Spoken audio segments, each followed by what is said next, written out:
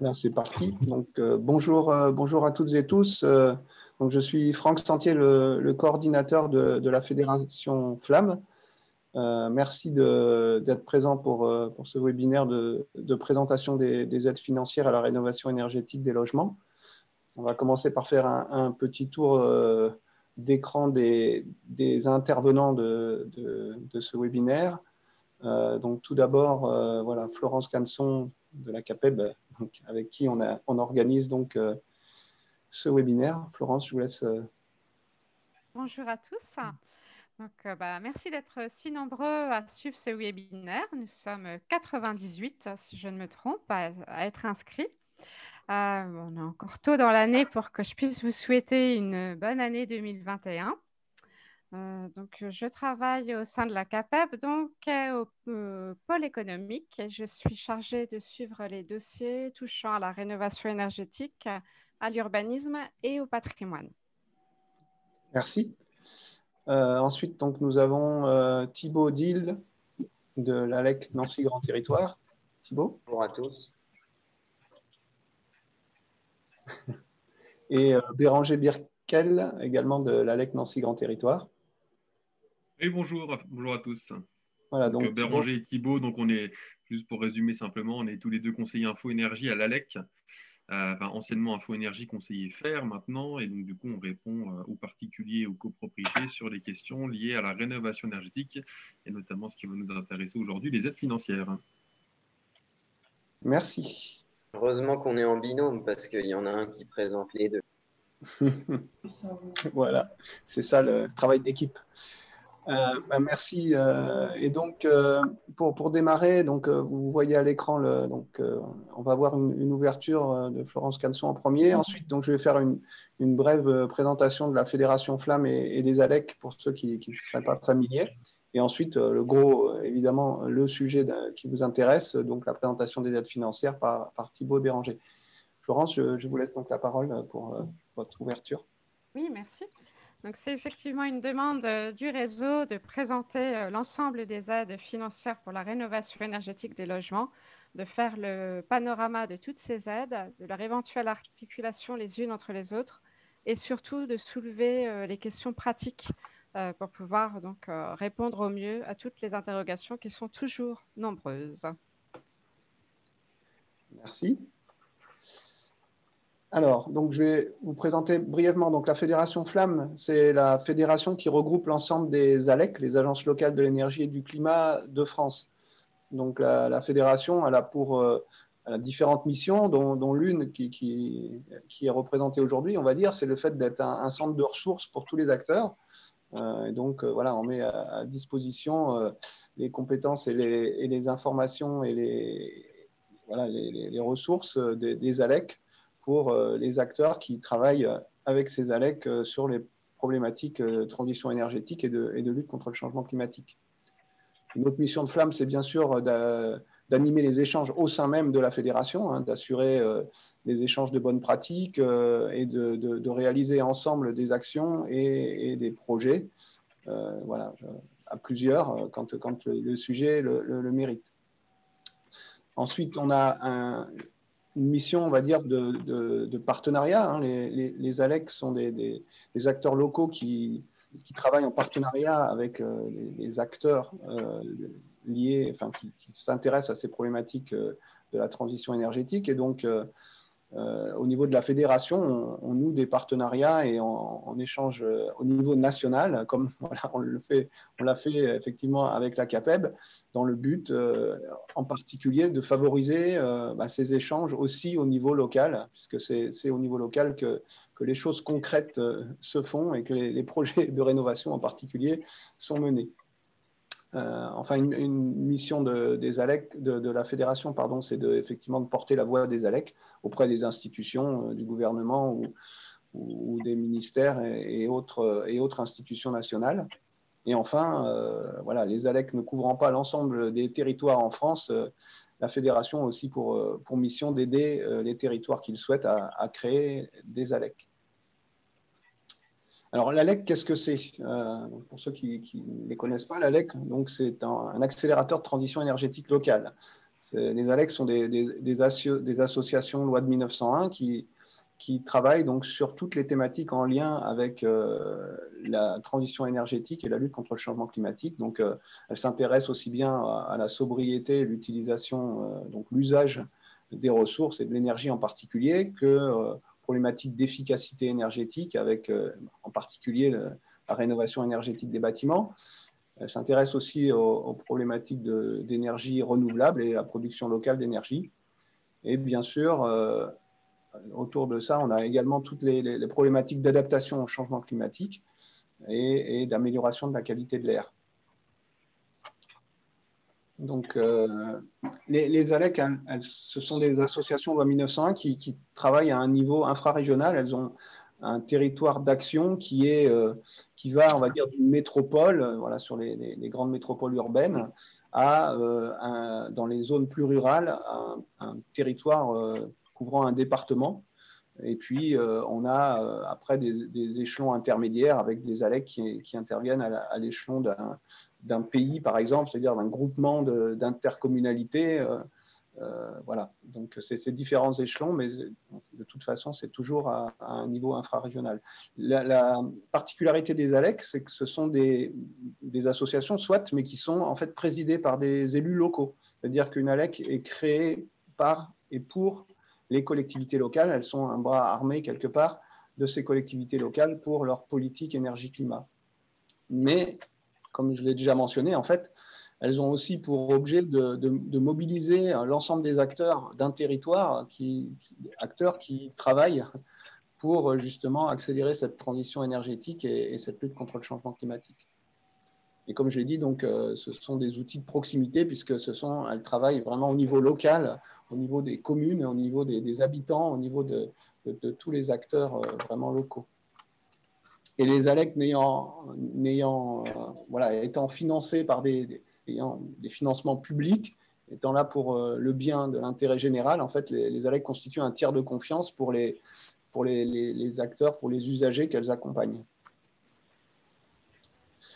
Donc, parmi les actions que mènent les ALEC, il y en a une qui est un peu le sujet d'aujourd'hui, donc c'est pour ça que je fais un peu le focus là-dessus. C'est donc les ALEC sont impliqués dans la rénovation énergétique des logements, que ce soit individuels ou collectifs, et en particulier donc, à travers le dispositif FAIR, donc, qui est un dispositif de conseil gratuit pour le public, que ce soit des propriétaires ou des copropriétaires, voire des locataires.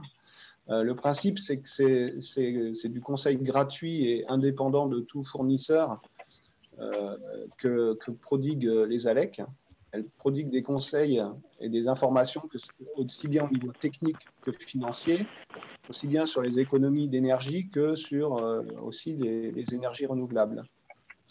Et sur certains territoires, pour aller au-delà en fait du simple conseil FAIR, les ALEC sont impliqués et animent ce qu'on appelle des plateformes territoriales de rénovation énergétique. Il y en a sur de nombreux territoires aujourd'hui en France. Ces plateformes permettent en fait un accompagnement plus complet des particuliers, un accompagnement du début du projet jusqu'à la fin. À nouveau, aussi bien maison individuelle que copropriété, mais les plateformes ont aussi cette fonction, on va dire, d'aider à la mise en relation entre les particuliers ou les copropriétés et les professionnels qui interviennent dans le cadre des projets de rénovation. On sait que le climat de confiance, en fait, est quelque chose de très important pour que les gens s'engagent dans des travaux de rénovation.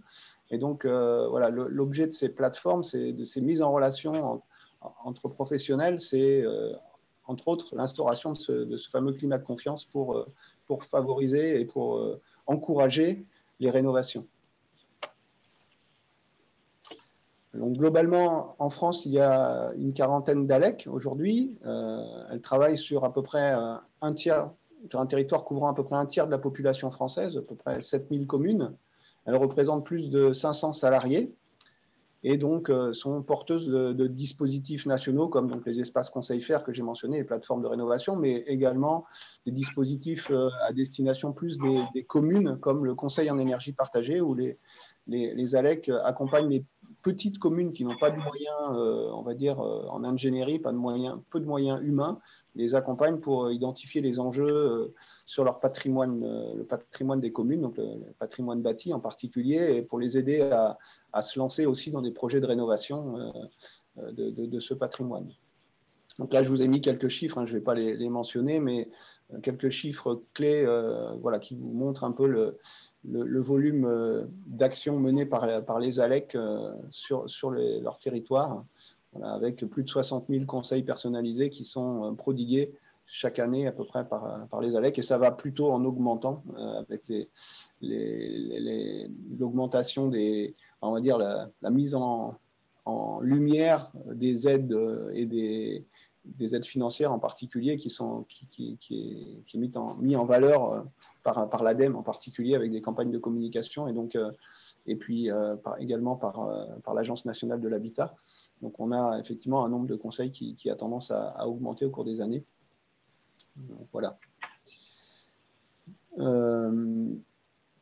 Et juste pour préciser, donc dans le cadre des plateformes territoriales de la rénovation énergétique, effectivement, les ALEC sont souvent en relation avec les CAPEB locales hein, qui interviennent sur le territoire, puisque, voilà, évidemment, toutes les entreprises du bâtiment sont les premiers acteurs de ces projets de rénovation. Et donc, il y a des liens. Il n'y a pas forcément des liens aujourd'hui sur tous les territoires. Ça peut être justement l'occasion d'encourager ces liens, hein, puisque voilà, quand on se connaît, on travaille mieux ensemble. Et donc, voilà, je vous encourage, si vous n'avez pas de lien avec l'ALEC de votre territoire, s'il y en a une sur votre territoire, à vous rapprocher de cette ALEC pour pouvoir améliorer voilà, massifier plus encore les rénovations énergétiques sur ce territoire. Donc, petite question technique, voilà, merci de couper vos micros pour qu'il n'y ait pas d'interférence. Et puis, on est quand même nombreux, là, il y a 75 participants tout de suite. Donc, merci plutôt de poser vos questions par écrit, voilà, et je les relayerai aux intervenants. On va les laisser peut-être dérouler leur présentation et puis on fera les questions-réponses plutôt à la fin. Donc, merci pour cela. Et donc, je vais laisser donc la parole maintenant au présentateur de ces aides à l'ALEC de Nancy Grand Territoire, donc, qui va vous faire cette présentation. L'ALEC, peut-être présenter très brièvement l'ALEC de Nancy en introduction. C'est à vous. Tu l'as déjà très bien fait. Nous, c'est vrai qu'à l'ALEC de Nancy, on anime l'espace conseil faire et une mission de conseil en énergie partagée. Ce qui est intéressant, ce que tu as dit, c'est en effet que les CAPEB ou les ALEC se rapprochent l'un de l'autre. Nous concernant, on a un lien assez fort depuis plusieurs années avec la CAPEB de notre département. On y anime notamment des ateliers sur les aides financières. Donc, ce qu'on fait là, on le fait à destination des artisans qui mobilisent ses adhérents au niveau du département. Donc, ça peut être intéressant. Alors, je voyais dans le chat une question qui disait comment on se rapproche de l'ALEC. Alors, sur le site de Flamme, vous trouverez, je pense, les coordonnées de toutes les ALEC en France. Oui, tout à fait. Et je pense que c'était, je crois que c'était dans le 08. Donc, dans le 08, vous trouverez une ALEC à Charleville-Mézières, une ALE. Je vais partager mon écran pour la présentation. Vous me confirmez que vous le voyez tous? Pas encore, mais ça ne saurait tarder, je pense.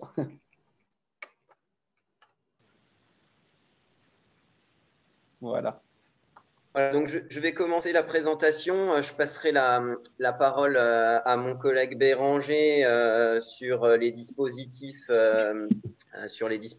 d'aide et on terminera par des exemples concrets. Donc, normalement, on devrait pouvoir répondre aux enjeux et aux objectifs de la présentation.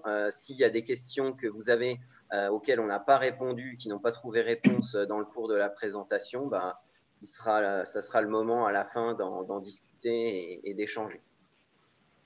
Comme le disait Franck, c'est vrai que notre réseau explose au niveau des demandes. Simplement pourquoi, c'est que on est un organisme, nous sommes des organismes qui sommes fléchés pour accompagner les ménages dans MaPrimeRénov'. Donc, quand les ménages veulent faire un dossier MaPrimeRénov', ils ont deux possibilités d'accompagnement ou de conseil. Il y a le numéro FAIR national, donc c'est un guichet unique, 0808 800 700. Ça permet d'être orienté par un téléopérateur localement sur l'espace FAIR local. Et c'est vrai que ce numéro est donné sur le site de MaPrimeRénov' comme conseil. Donc, de par ce biais-là, en plus des communications qui sont faites sur le réseau FAIR, c'est vrai qu'en ce moment, on a énormément de demandes et on est, si vous voulez, les conseillers de terrain, les accompagnateurs de terrain par rapport à toutes les demandes de particuliers sur MaPrimeRénov'. Alors, pour tout de suite planter le décor, ce qu'il faut aussi que vous sachiez, c'est qu'on a très peu, voire aucun contact avec l'ANA et que MaPrimeRénov' est géré par l'ANA et qu'on demande depuis début 2020 un contact opérationnel à l'ANA pour répondre à nos questions et pour améliorer la prise en main des dossiers et faciliter la validation des dossiers dans MaPrimeRénov'. Donc, c'est vrai que pour l'instant, on est quand même un peu limité dans nos pouvoirs par rapport à l'avancement des dossiers. Notre force, c'est la connaissance des aides et la connaissance des outils, le réseau, qui font qu'on peut quand même donner des conseils pour faciliter les dossiers chez les ménages. Donc, le site fair.gouv.fr, ce qui est intéressant si vous ne le savez pas, c'est qu'il y a deux annuaires. Il y a un annuaire des professionnels RGE, donc RGE travaux ou RGE études. Donc ça intéresse les professionnels, ça intéresse les particuliers qui veulent consulter des entreprises. Et du coup, pour les professionnels, les ménages ou les institutions, pour présenter, si vous voulez aussi connaître le conseiller FAIR local, il y a un annuaire des conseillers en fonction du code postal pour trouver la structure et les coordonnées.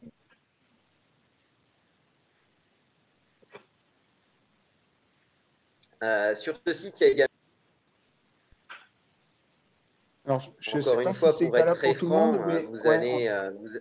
On ne t'entend pas très bien, ça coupe un peu. Je ne sais pas si c'est valable pour tout le monde ou si c'est que moi. Mais il y a La connexion avait dû couper un peu. Si, on n'entend pas. Ouais. On n'entend pas. Peut-être si vous pouviez au maximum couper vos caméras, peut-être pour soulager le réseau. Je pense que vous l'avez tous fait à peu près. Donc, ça doit être ma connexion, excusez-moi. Donc, sur le site FAIR, il y a des outils, il y a des outils de simulation. Alors, en toute honnêteté, ces outils de simulation, ils ne sont pas très fiables parce que c'est très compliqué de faire un simulateur sur les aides financières, mais en tout cas, ça existe. Mais méfiez-vous des simulations qui sont parfois données. Et donc, il y a toute une série de documents d'information à jour sur les dispositifs. Donc, ça, c'est en effet pour des outils ou pour des informations. Alors, concrètement, les parcours à suivre, parce qu'ils sont différents, ils peuvent l'être. Ce qu'on vous rappelle, c'est que les travaux, donc, pour les aides, doivent respecter des critères techniques. La présentation ne les détaille pas. On pourra y revenir dans le détail dans les questions où vous pourrez facilement accéder à tous ces critères techniques. Ces critères techniques, ils sont quand même super importants. Au-delà de proposer une solution éligible aux aides, les professionnels ont la lourde tâche de rédiger des devis conformes en termes de mentions obligatoires. Et ça, ce n'est pas facile. Il y a déjà tout un conformisme administratif Mais en plus, il y a toutes des mentions obligatoires pour la mobilisation des aides. On va un peu en parler lors de la présentation, mais voilà, c'est important de se renseigner. Alors, il y a certaines structures comme la nôtre qui ont fait des devis types qui permettent aux professionnels de savoir par corps d'État toutes les mentions obligatoires techniques par rapport à leur domaine et leurs compétences pour mobiliser les aides. Donc, le professionnel doit être RGE sur son domaine, sur sa catégorie de travaux. Pour que les aides fonctionnent, il faut que le bâtiment soit à usage d'habitation et donc qu'il soit logement depuis plus de 2 ans. Et donc, les mentions obligatoires, je viens un peu de vous en parler. Alors voilà, pour savoir si on a le droit à des aides, il y a toujours des questions à se poser. Donc, le type de bâtiment, s'il y a un usage d'habitation, le statut des occupants, s'ils sont propriétaires, bailleurs, locataires, occupants à titre gratuit. Quelle commune se situe le logement parce qu'il y a des aides locales, des aides territoriales. Les années de construction, le type de travaux envisagés. Ce qui est super important maintenant, c'est la question fatidique, c'est le niveau de revenu. Il y a une com nationale qui dit des aides pour tous, mais elles sont quand même variables en fonction du niveau de revenu. Donc, en fonction des ressources des ménages, il y a des fois pas d'aide et des fois, il peut avoir beaucoup d'aide. S'il y a des travaux déjà réalisés, ça c'est par rapport au cumul.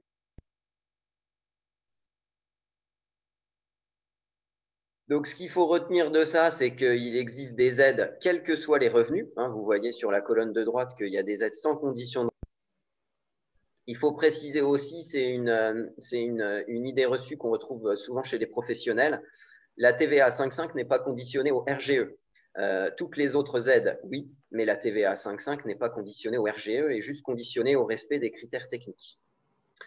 Mais les C2E, l'éco-prêt, MaPrimeRénov', c'est sans condition de ressources. Il y a d'autres dispositifs qui se déclenchent sous condition de ressources, comme l'ANA Habiter Mieux, et des aides qui sont bonifiées sous condition de ressources. Mais c'est vrai que là encore, une idée reçue que peuvent avoir beaucoup de personnes, c'est « moi, je gagne trop, je n'ai le droit à rien », ce qui est faux. Donc voilà, les parcours sont différents en fonction des revenus, du budget travaux, du projet. Si c'est une rénovation et de l'implication que veut avoir le particulier. Oui. Ouais, ça coupe pas mal. Peut-être tu devrais désactiver ta caméra, peut-être. Ah bah peut-être, oui. Ça sera peut-être meilleur parce que là, ça coupe pas mal. Vous me tenez au courant? Ouais. Excusez-moi en tout cas pour la qualité. Je disais, le parcours en fonction de l'implication du maître d'ouvrage, c'est s'il va mobiliser les aides de son côté ou s'il va choisir une solution clé en main. On retrouve de plus en plus cela, où les entreprises proposent les aides en déduction directement du devis intégré dans la prestation.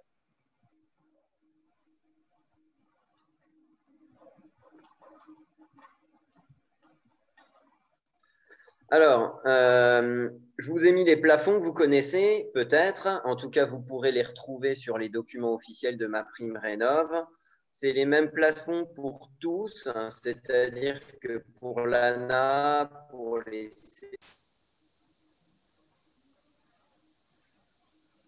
homogénéisation des plafonds de ressources. Alors, il y a des plafonds pour l'Île-de-France et il y a des plafonds hors Île-de-France. Alors là, j'ai oublié de le mettre, mais sur les slides de MaPrimeRénov', j'ai mis les plafonds Île-de-France. Excusez-moi pour ceux qui sont en Île-de-France. Donc voilà, on demande aux gens systématiquement dans quelle couleur ils sont en fonction du nombre de personnes qui composent le ménage. Donc les parts fiscales 1,5, 2,5 ne sont pas prises en compte. C'est vraiment le nombre de personnes déclarées dans le foyer.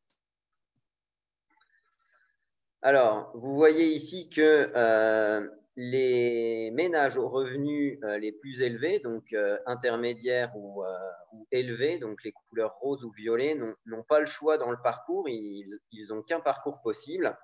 Et donc, c'est un parcours de cumul avec MaPrimeRénov', les certificats d'économie d'énergie et là où du coup il y a un choix possible, ou jaune, les ménages ont le choix entre l'aide de l'ANA Habiter mieux, qui ne se cumule pas avec MaPrimeRénov' et les certificats d'économie d'énergie, ou comme pour les précédents, ne pas prendre l'ANA, mais prendre MaPrimeRénov' et les certificats d'économie d'énergie avec toujours un éco-prêt qui est possible. Donc, en fonction du parcours, les interlocuteurs, les accompagnateurs ne sont pas les mêmes.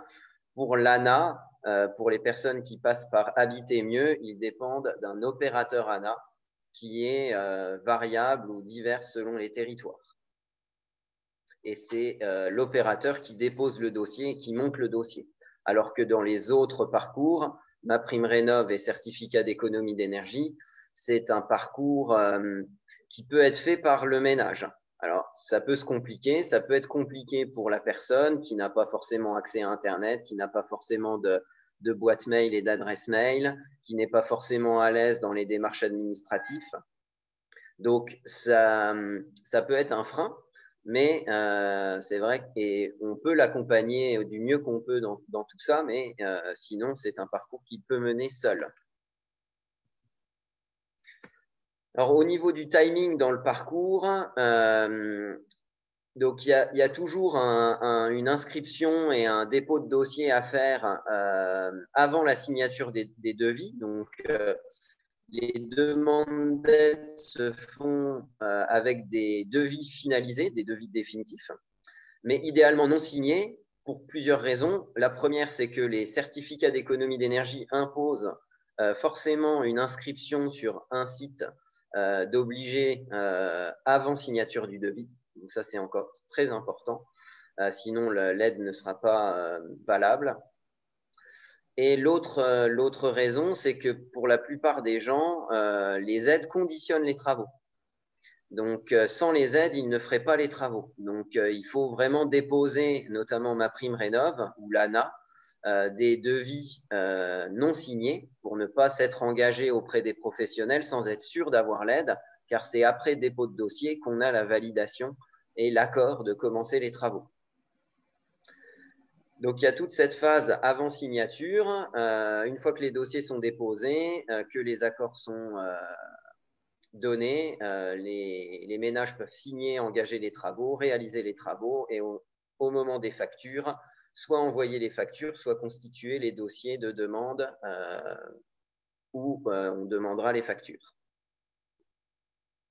Et c'est des démarches numériques uniquement. C'est vrai qu'aujourd'hui, ça peut être un frein à des utilisateurs.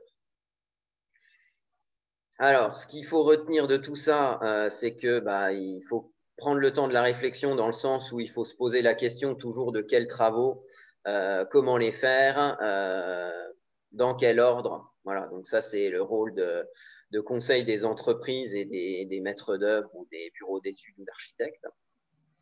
On peut aider à l'accompagnement dans ces réflexions. Il y a toujours des aides, ça je vous l'ai dit, sans condition de ressources. Elles se mobilisent idéalement avant de signer les devis. Pour les certificats d'économie d'énergie, c'est impératif. Certaines aides, comme les C2E, c'est de plus en plus fréquent, sont prises en charge par l'entreprise. Donc, c'est l'entreprise qui prend le risque pour le client. C'est un service pour le client. Pour lui, c'est tout bénef, il a à ne s'occuper de rien.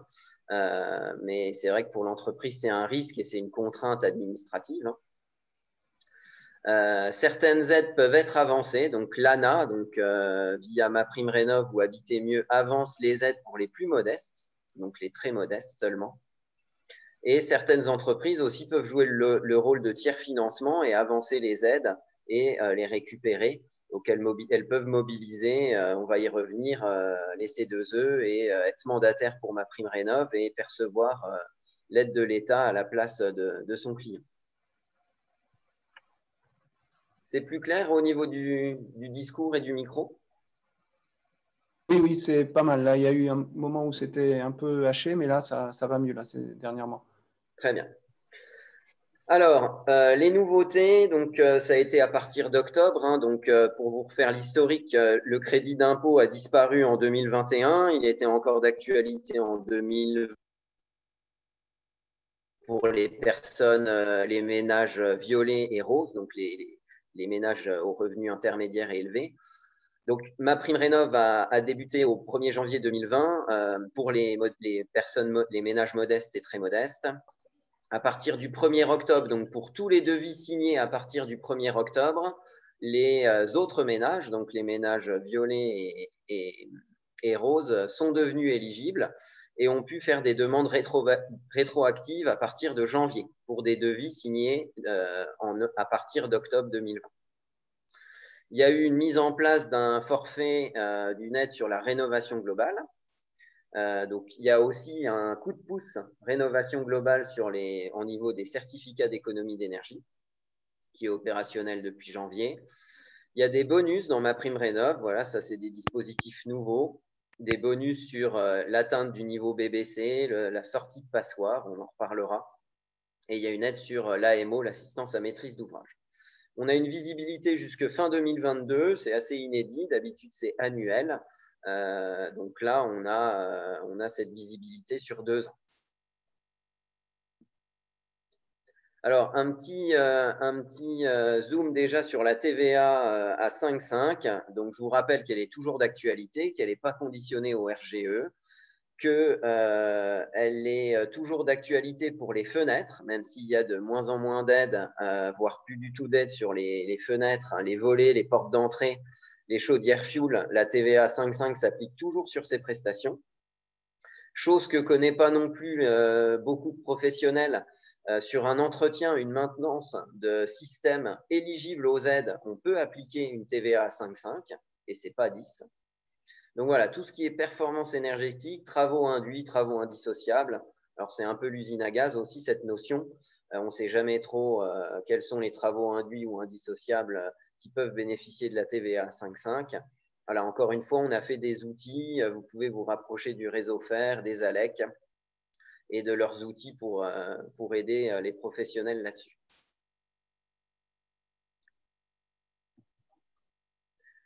Alors, je vais faire la présentation sur les C2E et Béranger me reprendra après sur la suite pour que le discours ne soit pas trop monotone. Donc, les C2E, c'est sans condition de ressources.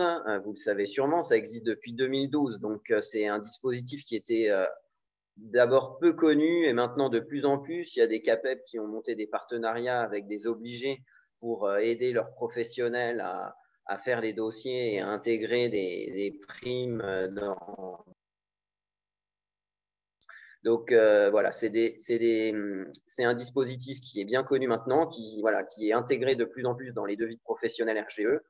Ce qui est un peu compliqué pour le particulier, c'est que quand il ne connaît pas, ou même s'il connaît, il ne sait pas à qui s'adresser. Donc, si son professionnel ne fait pas la déduction et n'intègre pas le C2E dans son devis, il va dire oui, moi, à qui je m'adresse? Est-ce que je dois être client?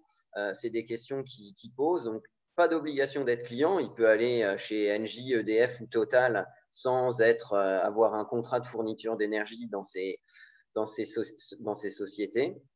Il peut aller dans des hypermarchés, il peut aller dans des grandes surfaces de bricolage, il peut aller dans des entreprises privées qui se sont montées en partenariat avec des fournisseurs d'énergie. Donc, c'est vrai que pour lui, ça, c'est un peu obscur, mais il faut lui dire qu'il y a le droit, qu'il faut qu'il demande et qu'il s'inscrive avant de signer le devis, qu'il faut qu'il compare les offres parce qu'il a le choix et il peut choisir le plus offrant en termes de montant. Voilà, il faut quand même l'avertir de différentes choses sur les bons d'achat dans les hypermarchés, sur certains qui peuvent être un peu plus compliqués que d'autres dans les démarches administratives qui demandent des exigences supplémentaires par rapport à la norme et sur les délais. Donc, en toute honnêteté, c'est un dossier qui est encore très lourd pour les gens, c'est même le plus lourd, je trouve, parce qu'il y a cette démarche à faire avant de signer le devis qui peut être ratée, et donc le C2E perdu.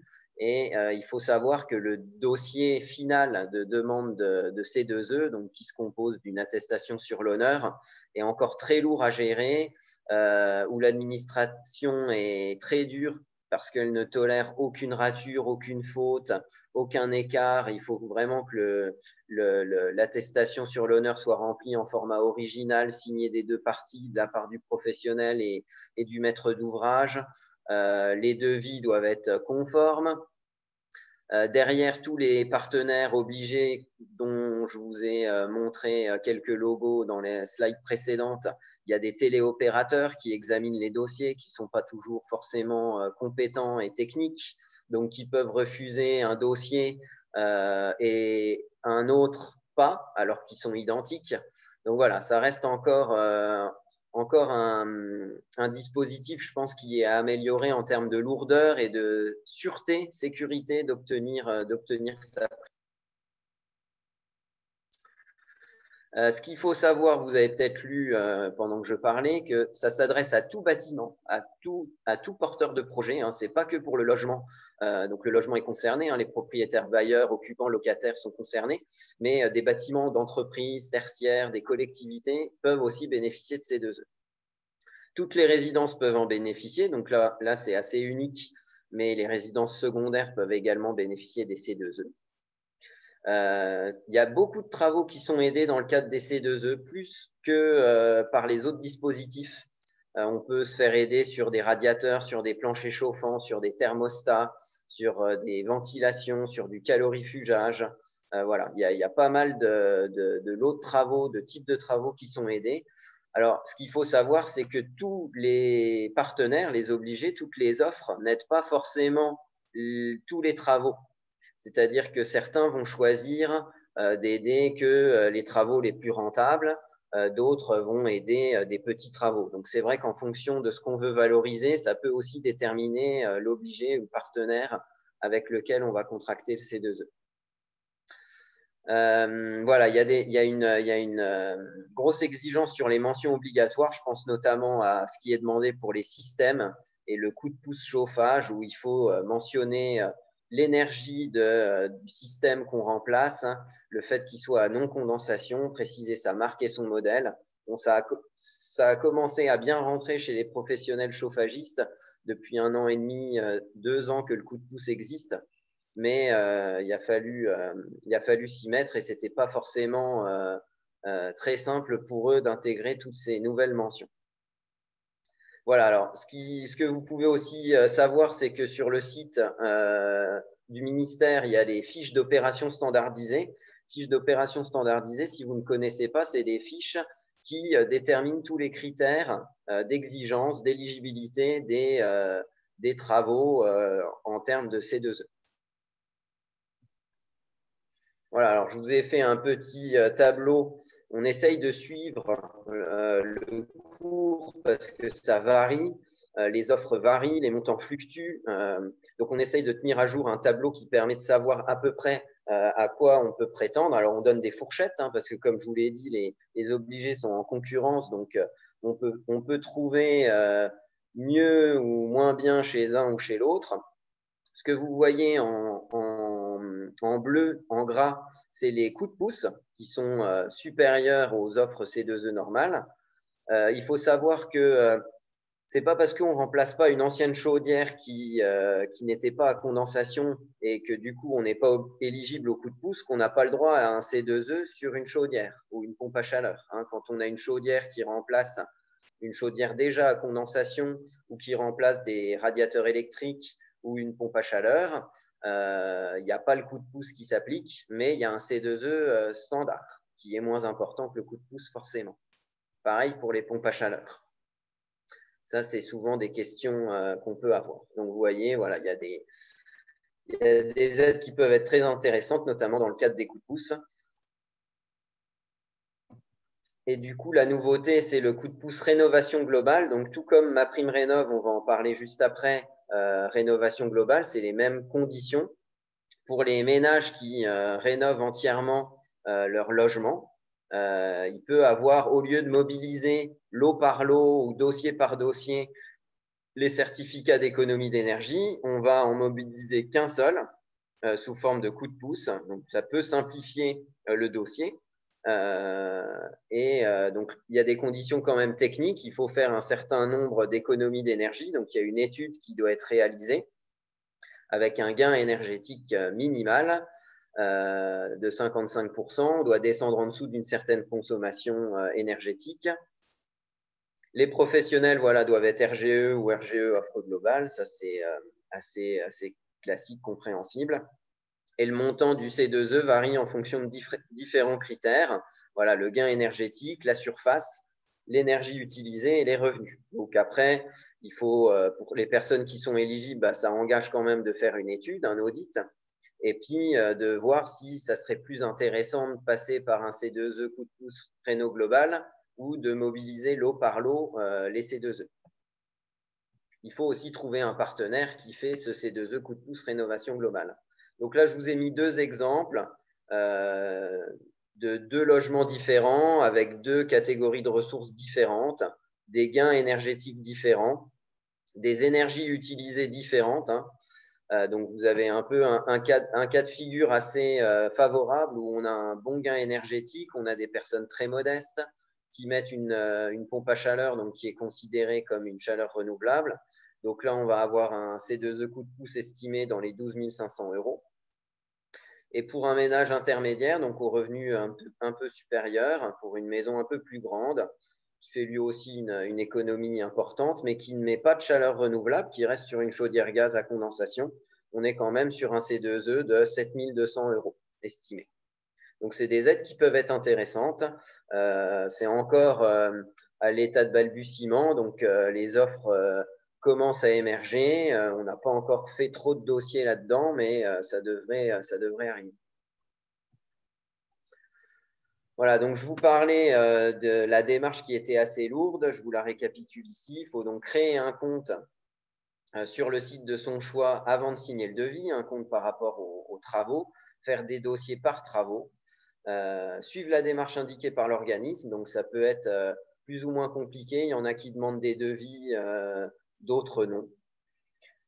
Réaliser la demande finale, donc voilà, avec tous les documents obligatoires, donc la fameuse attestation sur l'honneur, donc que je vous ai précisé, où il y a encore beaucoup de ratures. Alors, nos espaces verts, les conseillers, peuvent être mobilisés pour vérifier les dossiers avant envoi. C'est ce qu'on fait beaucoup, nous, pour les ménages, c'est qu'on leur propose de vérifier les dossiers avant qu'ils envoient à une adresse où ils auront du mal à être en contact avec l'opérateur pour sécuriser et favoriser toutes les chances d'avoir les aides. Voilà, je passe la parole à Béranger. Puis Béranger, si tu veux bien, je vais essayer de passer les diapos au rythme que tu dérouleras la présentation. Ouais. Ok, ça marche. Merci Thibaut. Donc moi, je vais vous parler de la prime rénov du coup. Oui. Excusez-moi, juste peut-être, on peut peut-être prendre les questions qui concernent les C2E avant de passer à ma prime rénov, peut-être, oui. non? Il y avait beaucoup du coup dans le chat de questions sur la prime rénov, mais il y en avait quelques-unes sur les C2E, effectivement. J'ai essayé d'en traiter quelques-unes en chat, mais c'est vrai que j'ai pas forcément vu toutes les questions passer. Ouais. Il y a des questions sur, par exemple, sur les RGE et les VMC. Oui, alors il faut être RGE depuis le 1er janvier, RGE ventilation pour avoir le C2E sur une ventilation. Donc c'est vrai que ça a été décalé sur l'année 2020 et ça devait être opérationnel au 1er septembre 2020, ça a été reporté. Mais là, c'est vraiment officiel. Donc une entreprise qui n'est pas RGE ventilation, son client ne pourra pas à mobiliser d'aide pour des devis engagés à partir de 2021. Ok. Après, une question par rapport à l'audit énergétique qui est nécessaire pour le coup de pouce Réno global. Qui est-ce qui peut réaliser cet audit? Alors, c'est des bureaux d'études ou en tout cas toute entreprise qui est RGE études. Donc, sur le site fer.gouv.fr, je vous l'ai dit tout à l'heure, il y a l'annuaire des professionnels RGE. Alors, on trouve tout plein de domaines de compétences travaux, mais il y a aussi des domaines études thermiques, audit énergétique, et une liste d'entreprises RGE qui pourront faire des audits réglementaires qui permettra à leurs clients de mobiliser les aides. Alors, il y a une question là par rapport justement sur les bureaux d'études thermiques qui appellent les entreprises pour avoir des informations sur le contenu de l'audit. On demande, est-ce que il faut qu'ils appellent l'espace faire plutôt que l'entreprise. Ouais. Mais après, ça, on peut, sur le site de l'ADEME, sur le site FAIR, dans les arrêtés de MaPrimeRénov' ou des C2E, on a toutes les infos sur le contenu de l'audit, on pourra transférer ça. C'est pas une réponse simple à faire parce qu'en plus, ce n'est pas les mêmes exigences entre le calcul pour MaPrimeRénov' rénovation globale et C2E rénovation globale. Il y a une petite différence importante sur les usages qui sont pris en compte. Donc, on va pas débattre ici, ça prendrait trop de temps, mais effectivement, nous, en tout cas, les conseillers FAIR, on connaît la différence. Ouais. Okay, je pense que vous avez répondu. Ouais. Sinon, il y avait beaucoup de questions sur MaPrimeRénov', donc du coup, je vais enchaîner sur la PrimeRénov'. Et puis du coup, il y a certainement des questions auxquelles j'ai pas répondu en chat, mais que je vais pouvoir traiter. Donc Thibaut, tu peux passer à la slide suivante. Donc du coup, la PrimeRénov', c'est effectivement la prime qui remplace le crédit d'impôt. Donc en fait, le crédit d'impôt, mon collègue a expliqué, en gros, le crédit d'impôt est encore valable sur l'année 2020 pour les ménages violets et roses. Donc maintenant, ce n'est plus le cas. Donc le crédit d'impôt, c'est bien terminé. Donc tout le monde passe sous le régime de la PrimeRénov'. Et donc du coup, avec 4 catégories de couleurs. Donc les bleus qu'on appelait avant très modestes, les jaunes modestes, les violets intermédiaires et les roses aux revenus supérieurs.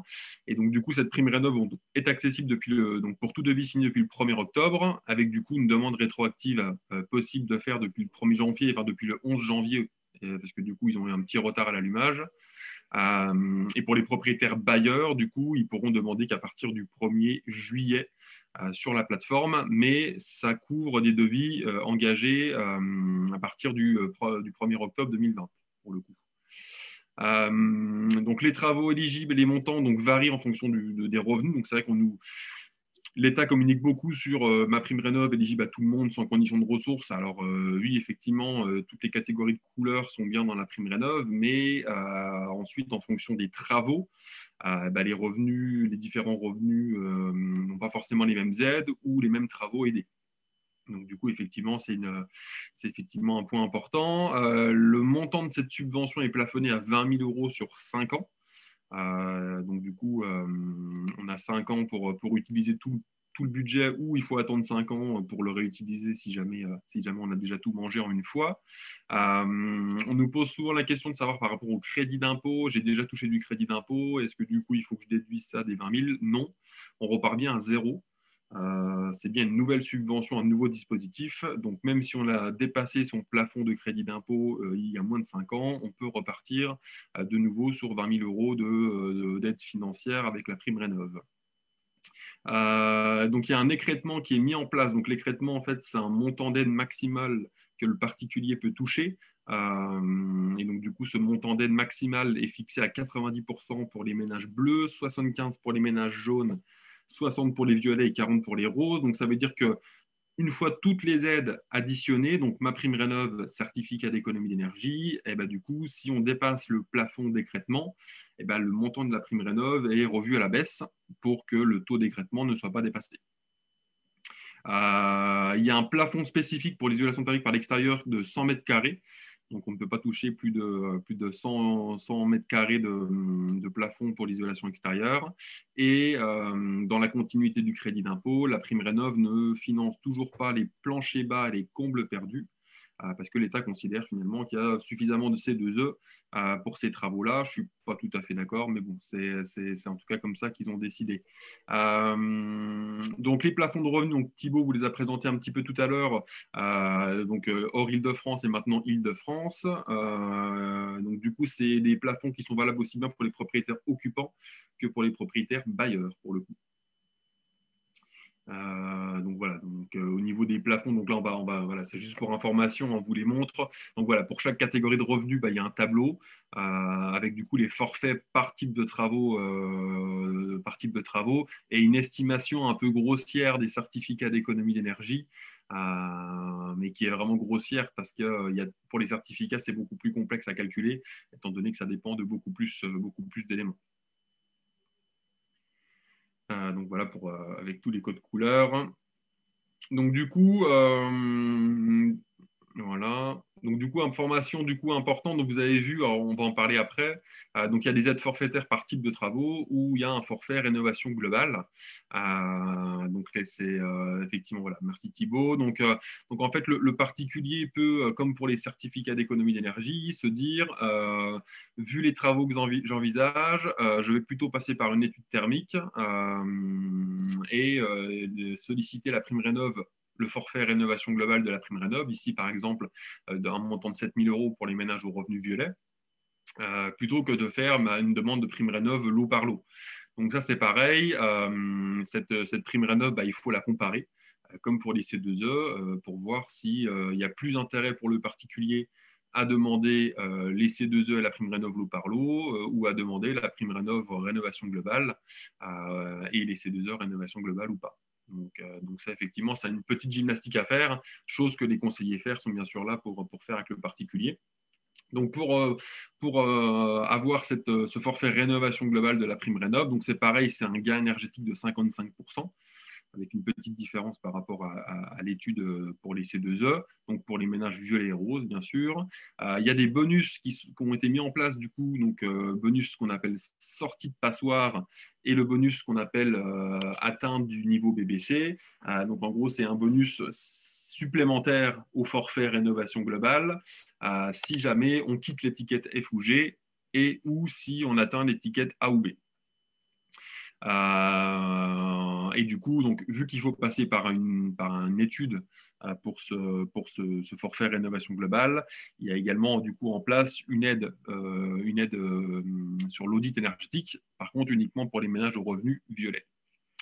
Donc, au niveau du mode de calcul, donc, il y a 3 modes de calcul, enfin, il y en a même un peu plus que ça en réalité. Donc, soit les classiques 3CL qu'on appelle DPE, THEX, c'est celle qui est couramment utilisée en rénovation, STD, c'est valable, mais c'est rarement fait par les particuliers. Et ça doit être réalisé du coup par une personne titulaire du RGE études. Donc, ça peut être un bureau d'études, mais ça peut être aussi un architecte, une entreprise multicorps d'État qui possède cette compétence. On n'est pas forcément obligé d'être bureau d'études pour avoir ce RGE études. Et du coup, il y a une petite attestation de conformité à joindre avec du coup les devis pour recevoir du coup ce forfait rénovation globale.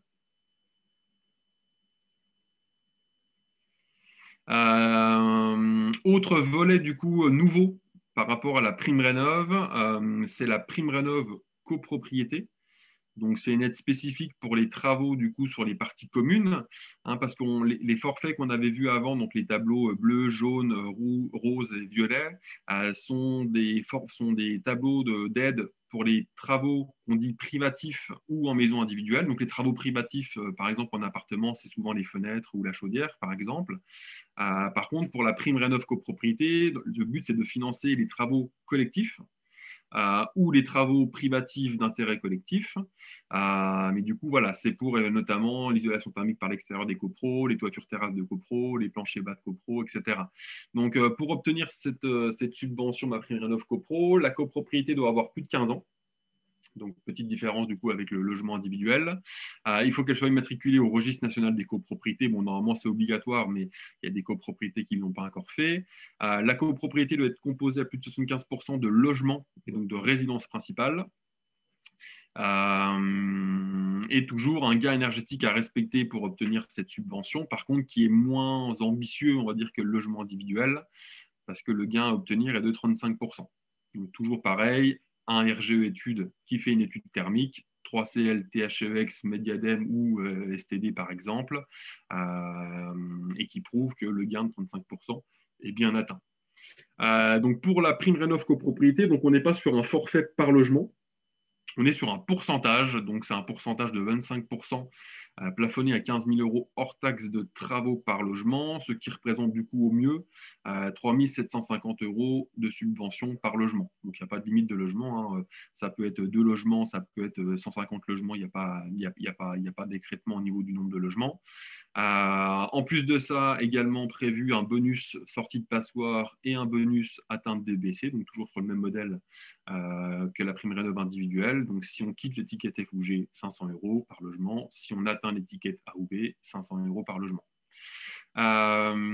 Et a été mis en place également pour pas trop pénaliser les ménages aux revenus modestes ou très modestes, donc les ménages aux revenus bleus ou jaunes, un bonus de 750 € pour les ménages jaunes et 1 500 € pour les ménages bleus, pour qu'ils puissent toucher un peu plus de subventions que ce qui était prévu. Et information importante du coup pour la prime rénov copropriété qui nous a été confirmée hier, c'est que l'assistance à maîtrise d'ouvrage est obligatoire. Donc la copropriété sera obligée de souscrire un contrat d'assistance à maîtrise d'ouvrage pour pouvoir déposer un dossier MaPrimeRénov'. Donc, du coup, cette AMO, elle peut être soit financée à 100% par la collectivité si la collectivité décide de mettre en place une assistance à maîtrise d'ouvrage gratuite, soit si c'est fait par des privés, à ce moment-là, la copropriété peut toucher une subvention de 30% de cette prestation d'assistance à maîtrise d'ouvrage plafonnée à 180 € par logement. Point important, du coup, important, c'est que maintenant, la copropriété aura un choix à faire entre la prime rénov copropriété ou laisser chaque copropriétaire demander des aides individuelles de l'ANA. Alors, on va en parler un petit peu après de l'ANA et des montants des aides. Mais en gros, si la copropriété fait une demande de MaPrimeRénov' copropriété sur des travaux en partie commune, le copropriétaire ne pourra pas, sur sa quote-part, demander les aides de l'ANA.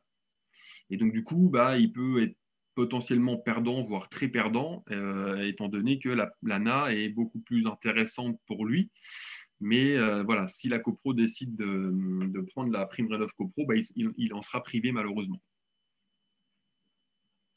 Donc pour en revenir juste un petit zoom du coup sur l'AMO copro, donc il y a un cahier des charges du coup à respecter.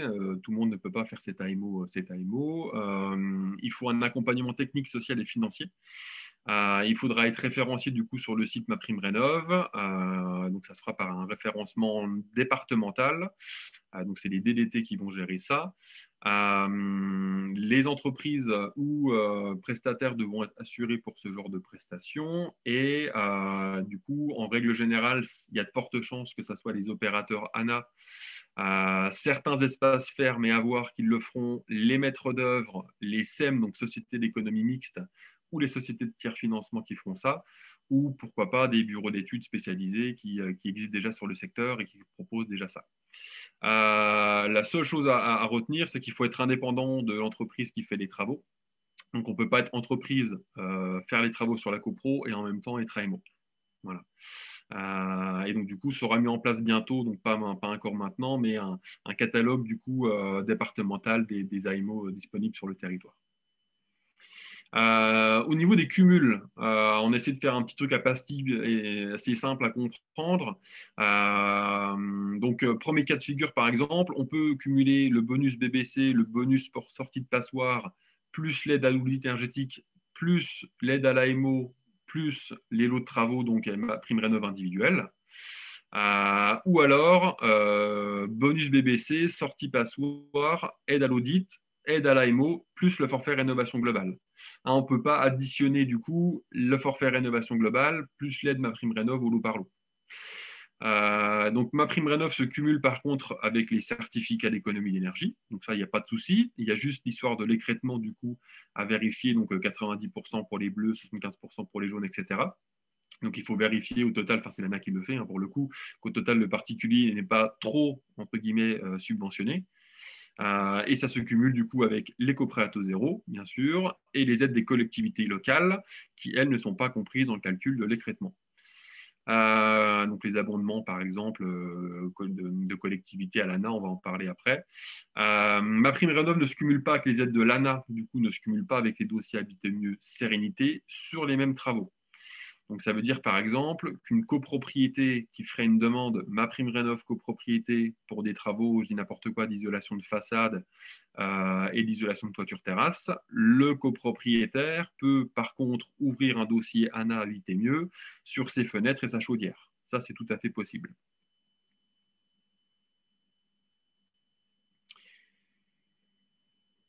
Je vais laisser mon collègue tourner, merci. Alors, petite astuce, du coup, quand les gens veulent créer un compte avec le site MaPrimeRénov', petite astuce d'informaticien, il faut utiliser le navigateur Chrome autant que possible.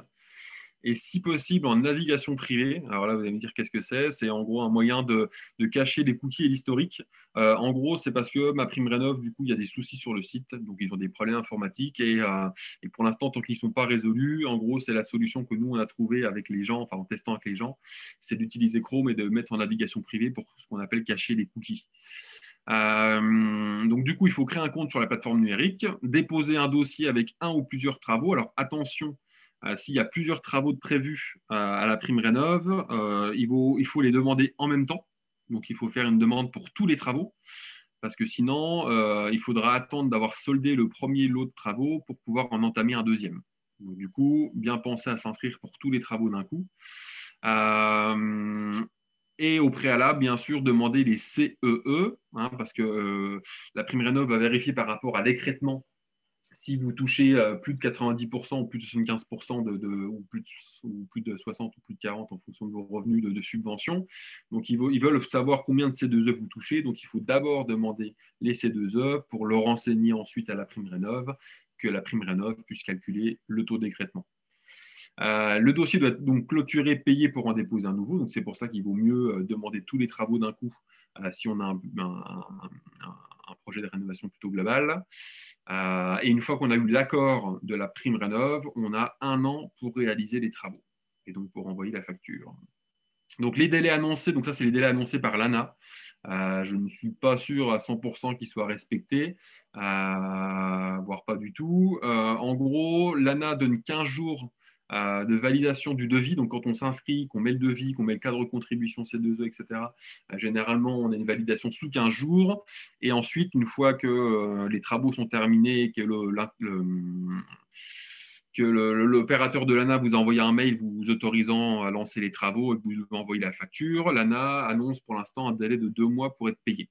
Donc ça, c'est effectivement les annonces de l'ANA. Je n'ai pas la vérification de si ce temps est bien respecté. Et du coup, information importante, j'en ai déjà un petit peu parlé dans le chat tout à l'heure, c'est que les ménages aux revenus bleus peuvent demander une avance donc d'un maximum de 70% du montant de la subvention. Donc pas 70% des travaux, 70% du montant de la subvention. Et donc pour ce faire, il doit déposer son devis, déposer son cadre de contribution, attendre la validation de son dossier et retourner sur le compte MaPrimeRénov' pour demander la compte. Au niveau du coup des demandes rétroactives, parce que comme on a vu ensemble, la prime rénov' est éligible depuis le 1er octobre. Donc du coup, les devis signés entre le 1er octobre et le 31 décembre 2020 pour les ménages violets et roses sont bien éligibles. Donc du coup, il faut les renseigner du coup sur le site MaPrimeRénov' dès maintenant, depuis le 11 janvier. Et pour les propriétaires bailleurs, du coup, ils devront attendre le 1er juillet pour se rendre sur la plateforme avec les devis, du coup, les devis qui peuvent être du coup signés depuis le 1er octobre 2020. Donc les ménages violets roses qui ont déjà signé un devis après le 1er octobre et qui n'ont pas encore réalisé les travaux doivent impérativement s'inscrire avec un devis. Et donc, ils ne doivent pas attendre de recevoir la facture. Donc, il faut vite, pour ceux qui veulent signer un devis maintenant, commencer les travaux, ou en tout cas, la facture ne va pas tarder, à vite s'inscrire parce que, logiquement, depuis le 11 janvier, donc depuis l'ouverture de la plateforme, les particuliers auraient déjà dû mettre les devis sur le site. Et bien sûr, les factures ne doivent pas antidater l'accord de validation de la demande.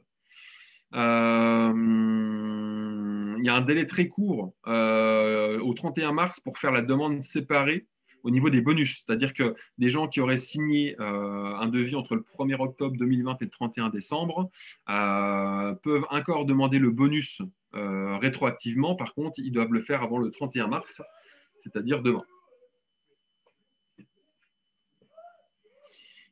Toujours au niveau des démarches, donc petite astuce entre guillemets pour mettre toutes les chances de son côté pour que ça passe du premier coup. Donc c'est d'avoir un devis détaillé, donc ça bien insister auprès des artisans bien sûr, et notamment des devis types pour les mentions obligatoires et particulières qui doivent apparaître. Devis comportant uniquement les travaux éligibles. Alors ça c'est important.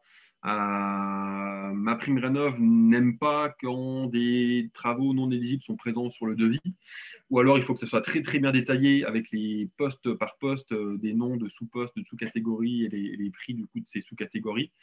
Donc le mieux c'est vraiment de scinder les devis entre dépenses éligibles, dépenses non éligibles. Ouais. Donc il y a une foire aux questions donc, qui vous sera transmise, je pense, du coup, vous avez peut-être déjà tous, voilà, où du coup il y a quelques informations intéressantes. Cas particulier, ah oui, alors ça c'est du coup c'est effectivement des nouveautés. Alors jusqu'à maintenant, on pensait que les usufruitiers ou les occupants à titre gratuit n'étaient pas éligibles. En tout cas, c'est la communication que l'ANA tenait jusqu'à maintenant. Et finalement, ils sont un peu revenus sur la chose. Donc les usufruitiers et les occupants à titre gratuit seront bien éligibles à partir du 1er juillet. Par contre, pour eux, pas de rétroactivité. Donc, eux, s'ils veulent bénéficier de la prime rénov, ils sont obligés d'attendre juillet pour signer leur devis, enfin déjà pour s'inscrire, et puis pour signer le devis et commencer les travaux. Autre point d'information important qui n'était pas très clair avec la prime rénov, c'est que dans la foire aux questions initiale qui avait circulé, ils annonçaient qu'il fallait être occupant du logement pour demander la prime rénov. Donc, du coup, ça excluait du coup, les personnes qui achetaient une maison et qui voulaient la rénover avant d'y habiter.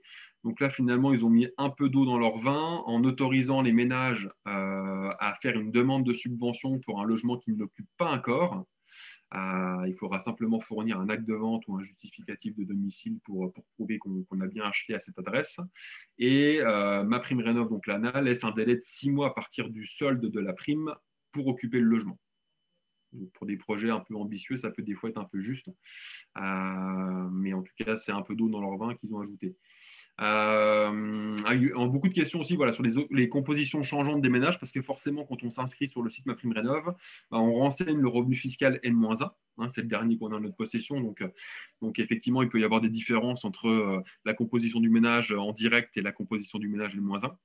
Donc, du coup, il y a pendant l'inscription une petite case à cocher, par exemple, sur les enfants à venir, où on peut ajouter un déclarant, du coup, et après, l'ANA, enfin, les services de l'ANA nous demandent un justificatif, donc soit un acte de naissance si c'est un bébé qui est né pendant la période, ou effectivement tout autre document qui prouve qu'une personne était rattachée au foyer, quoi.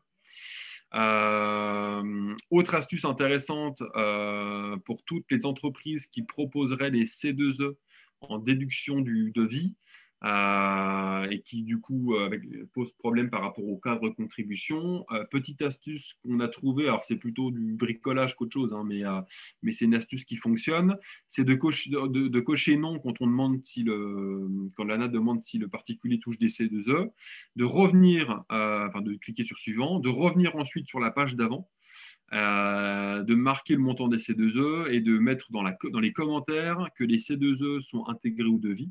Et à ce moment-là, on n'est pas obligé de joindre la pièce jointe. C'est une astuce qu'on a trouvée informatiquement. Donc, on n'a pas besoin de joindre le cadre contribution. L'opérateur, il suffit juste de lui mettre dans les commentaires que les C2E sont bien sur le devis. De toute façon, il le verra en étudiant le devis. Donc au niveau de la prime rénov, il y a aussi possibilité de devenir mandataire, on appelle ça. Donc mandataire, il y a 3 types de mandats, le mandat administratif, le mandat financier, le mandat mixte, pour faire des deux. Donc en gros, c'est si jamais vous voulez vous lancer dans les dossiers MaPrimeRénov pour vos clients, par exemple, donc soit vous décidez d'être mandataire administratif pour uniquement gérer la demande, et c'est bien le particulier du coup qui recevra la subvention, soit administrateur financier ou mixte pour faire les deux, donc déposer pour le client et recevoir l'argent à la place du client. Ça peut permettre du coup de déduire le montant de la prime rénov du devis pour laisser du coup un restant à charge moins important aux particuliers. Après, encore faut-il avoir le secrétariat pour gérer du coup ces dossiers MaPrimeRénov'. Donc, pour devenir mandataire, il suffit de se rendre sur le site MaPrimeRénov'. On fait une demande de mandat, on reçoit du coup une confirmation.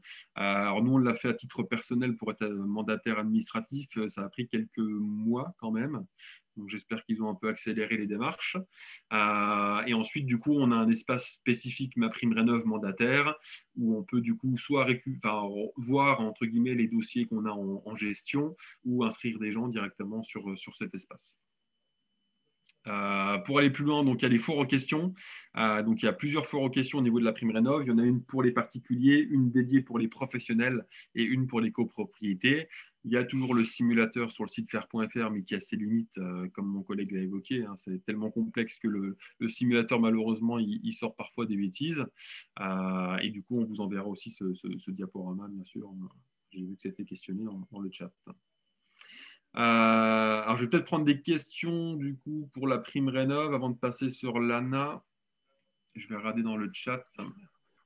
Je crois que Thibaut a répondu au fur et à mesure, il me semble. Okay. La demande de confirmation si garde partagée des enfants les comptabilise. Oui, effectivement, vu que c'est un dispositif de l'ANA, ils prennent les mêmes conditions que l'ANA, donc c'est bien les occupants maximum dans le logement. Donc les gardes alternées comptent bien pour une personne supplémentaire. Tout à fait. Donc, pas parfait, ça me permet d'enchaîner. Oui. J'ai répondu à quelques questions. Il y avait des questions sur l'écrêtement. Alors, l'écrêtement, c'est vrai que c'est un peu compliqué. Il y a des plafonds de dépenses par travaux. Si le coût des travaux ne dépasse pas ce plafond de dépenses, il ne rentre pas en compte. Mais sinon, c'est l'un ou l'autre qui est pris en compte. Et on regarde par rapport à soit le coût total des travaux, soit le plafond de dépenses fixé par l'ANA, si le cumul MaPrimeRénov' et C2E dépasse les 90, les 70, les 60 ou les 40% selon les couleurs. Sinon, j'ai répondu et ta présentation était très claire, Béranger. Tant mieux. Donc maintenant, je vais vous parler de l'ANA. Je vais faire de mon mieux parce que c'est vrai que l'ANA, c'est les opérateurs qui sont vraiment experts, mais on a quand même pas mal de connaissances. Donc l'ANA, du coup, c'est toujours un programme historique qui existe depuis pas mal d'années et qui continue malgré la prime rénov'. Donc du coup, ça s'appelle Habiter mieux Sérénité. Il y a eu plusieurs noms à une époque, mais le nom qui semble rester, c'est Habiter mieux Sérénité. Donc, c'est pour les propriétaires occupants donc, sous conditions de ressources, donc modestes ou très modestes. Donc, c'est les catégories jaune et bleu. Le logement doit toujours être achevé depuis plus de 15 ans. Ça, c'est une contrainte effectivement de l'ANA par rapport à la prime rénov'. Et il faut s'engager du coup à occuper le logement pendant 6 ans. Donc après, on peut toujours justifier d'un déménagement forcé pour mutation professionnelle ou autre, mais en tout cas, il faudra le justifier. Pour obtenir l'habiter-mieux ANA, il faut ne pas avoir souscrit un PTZ à l'accession lors des 5 dernières années. Et les travaux qu'on envisage doivent permettre un gain de 35% sur l'étiquette énergétique contre 25% les années précédentes. Concrètement, au niveau de la prime, la prime Habiter mieux Sérénité, donc ce fameux gain de 35%, donc aussi bien en maison individuelle qu'en appartement.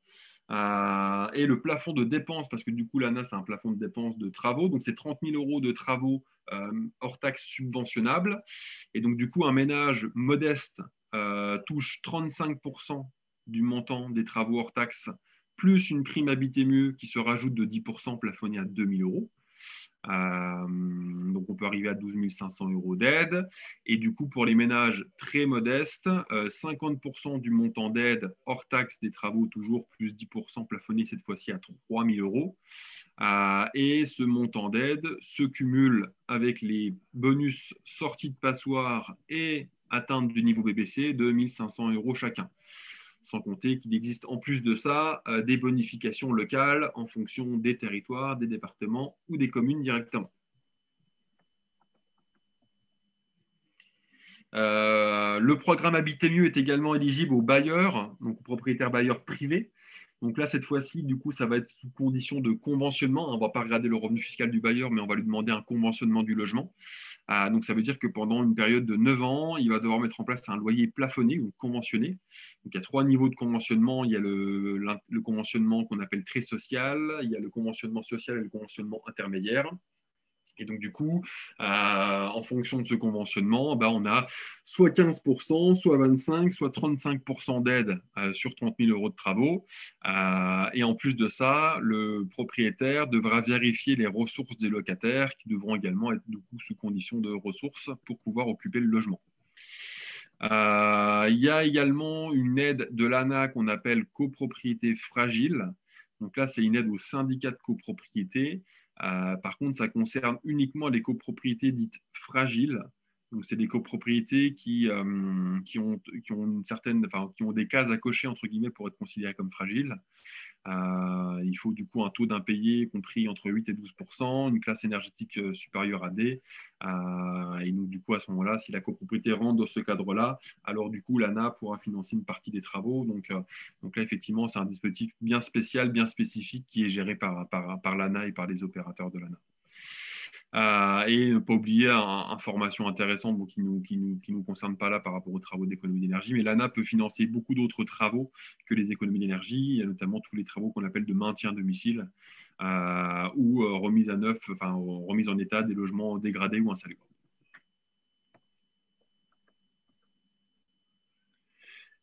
Pour demander ces aides de l'ANA, donc il faut s'inscrire donc non pas sur le site PrimeRénov', du coup, mais sur le site de l'ANA, donc c'est monprojet.ana.gouv.fr, et vous allez être mis en relation en fait avec un opérateur de votre secteur, donc ça dépend du secteur, donc c'est l'ANA qui vous mettra en relation et c'est l'opérateur qui contactera directement la personne pour vérifier l'éligibilité d'abord, pour ensuite fixer le rendez-vous pour la visite à domicile parce que l'ANA conditionne ses aides à la visite d'un technicien. Et ensuite, du coup, le technicien se charge de déposer le dossier en commission avec les devis, l'étude énergétique qu'il aura fait et les justificatifs de revenus de la personne.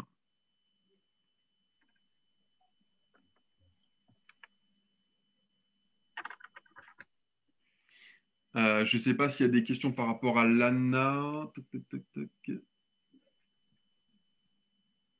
A priori, non, je ne crois pas. J'ai répondu au fur et à mesure. C'est un peu compliqué par le chat, mais ouais, ça marche. On discutera à la fin s'il y a des questions encore. Ça marche. Donc, du coup, je vais enchaîner sur l'éco-prêt à taux zéro que vous connaissez peut-être tous parce que ça fait un bout de temps qu'il est là. Donc, l'éco-prêt à taux zéro, donc, les petites évolutions qu'il y a eu l'année dernière sont toujours d'actualité, à savoir qu'on n'est plus obligé de faire un bouquet de 2 travaux. On peut avoir un éco-prêt à taux zéro dès la première action de travaux. Et donc, du coup, c'est un éco-prêt à taux zéro plafonné à 7 000 € dans le cadre d'un remplacement de fenêtre simple vitrage, donc il faut remplacer la moitié des fenêtres ou moins en nombre.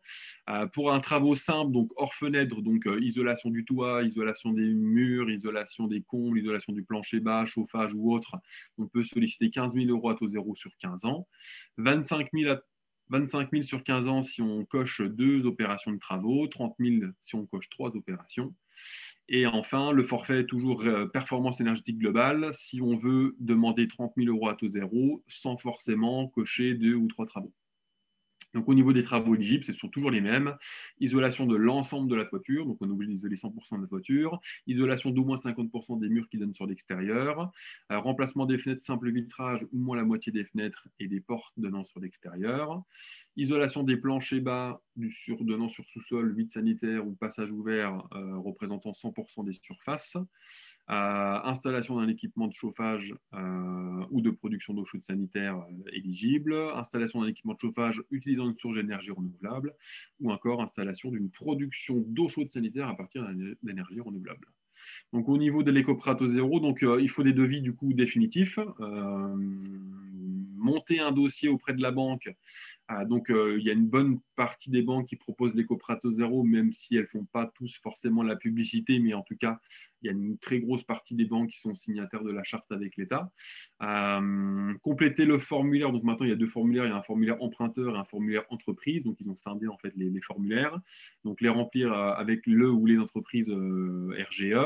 Attendre l'accord de prêt de la banque qui dure généralement le prêt, l'accord entre 15 jours et 1 mois pour le déblocage des fonds sur facture d'acompte. Et enfin, finalisation des dossiers avec un autre formulaire qu'on appelle formulaire facture, les factures pour recevoir du coup le solde restant. Des exemples. Ah oui, oui. Bah, du coup, on va peut-être passer aux exemples concrets. Donc, c'est toi qui vas reprendre la main, Thibaut. Et puis, on restera. On avait jusqu'à quelle heure, Franck? Oui. 18 h? On va dire oui. On va dire que oui. Bon, on va passer rapidement sur les exemples. Oui. C'est juste pour vous montrer quelques réalisations et quelques montants en dette par rapport à des travaux. Donc, on vous a simulé tous les cas de figure en fonction des revenus. Donc, vous avez en bas encadré en bleu, en jaune, en violet, en rose, donc les différents profils. Donc là, on est sur un premier bouquet de travaux d'isolation des murs par l'intérieur avec un poêle pour un coût de 13 000 €. On voit que les aides peuvent couvrir pour un très modeste jusqu'à 10 000 €. Donc là, je vous ai mis attention à la règle d'écrêtement des 90%. Parce qu'on a un montant d'aide qui est de 80, enfin dans les 80 € du mètre carré, et globalement, le coût des travaux est de 80 € du mètre carré. Donc, dans ce cas-là, il y aura un écrêtement pour minorer ma prime rénov'. Ce n'est pas le C2E qui est minoré, c'est l'ANA qui va minorer ma prime rénov'. Donc là, pour les bleus et les jaunes, modestes, très modestes, il y a la possibilité de soit l'ANA, soit le C2E plus ma prime rénov'. Donc, c'est à analyser et à prendre le parcours et l'accompagnateur qui va être le plus offrant. Et vous voyez que même pour les plus aisés, il y a presque 30% d'aide, 3 600 € sur 13 000. Deuxième bouquet de travaux, on est sur une isolation de combles perdus et une chaudière granulée pour un montant d'un peu plus de 20 000 €. Donc voilà, on a des aides toujours pour les très modestes de 15 000 € si on passe par l'ANA.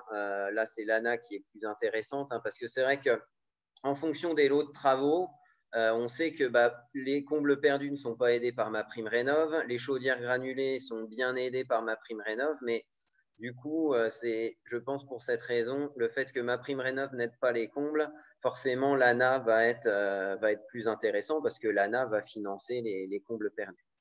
Donc voilà, en gros, on a toujours les très modestes ont souvent 2/3 voire 3/4 d'aide sur le montant total. Les modestes jaunes ont généralement la moitié, voire un peu plus.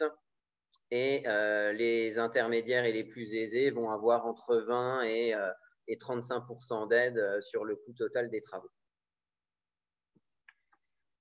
Un dernier exemple, là, sur un lot de travaux assez cher, un sarking, isolation par l'extérieur du toit, une isolation thermique par l'extérieur. Donc là, du fait des plafonds imposés pour ma prime rénov' de 100 mètres carrés sur l'isolation extérieure, l'ANA est plus intéressante pour les très modestes. Par contre, ça reste quand même le couple C2E MPR pour les modestes, donc 15 000 € d'aide, 30% d'aide pour les modestes, et on va être sur 20-15% d'aide, donc quand même 7 à 11 000 € d'aide pour les revenus intermédiaires et aisés. Donc voilà, c'est du cas par cas en fonction des lots de travaux, des revenus, les montages sont différents et les chiffrages d'aide sont différents. Un dernier exemple sur une rénovation globale. On est sur une réno globale à 60 000 € avec tous les lots de travaux de performance énergétique réalisés. Là, on va avoir, donc, je vous disais, les bleus peuvent avoir 70% d'aide. Alors là, ce qu'il faut avoir en tête, c'est que sur des projets globaux, les modestes et les très modestes peuvent ventiler les travaux sur les différents dispositifs. Donc, l'ANA ne se cumule pas avec ma prime rénov' et les C2E sur les mêmes travaux, mais à partir du moment où on en a suffisamment, on peut en placer certains par l'ANA. Donc là, on a placé ceux qui étaient le moins valorisés par ma prime rénov', donc le plancher bas, les combles, les fenêtres et les systèmes à l'ANA. Et on peut quand même passer d'autres travaux. Donc là, dans ce cas-là, isolation thermique extérieure dans ma prime rénov'. Donc ça, c'est de l'optimisation, c'est un peu compliqué, mais on peut y arriver comme ça. Et donc, on arrive à près de 40 000 € d'aide dans ce montage.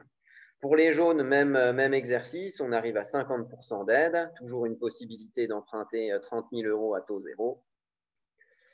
Et pour les ménages aux revenus intermédiaires et élevés, pas le choix entre l'ANA, pas le choix vu qu'ils ne sont pas éligibles à l'ANA, uniquement MaPrimeRénov' et le C2E. Donc là, on avait fait la simulation avec des C2E lot par lot. On n'a pas fait les C2E coup de pouce. On aurait pu le faire, il aurait fallu comparer. Mais voilà, on est sur des montants d'aide de 17 000 à 12 000 € quand même, ce qui n'est pas négligeable, donc 30 à 60% d'aide sur le total. Voilà, on vous remercie de votre attention. On va passer peut-être aux questions maintenant de manière orale. Ça sera peut-être plus simple que pour le chat. En tout cas, on espère avoir répondu à vos attentes, à la plupart de vos interrogations.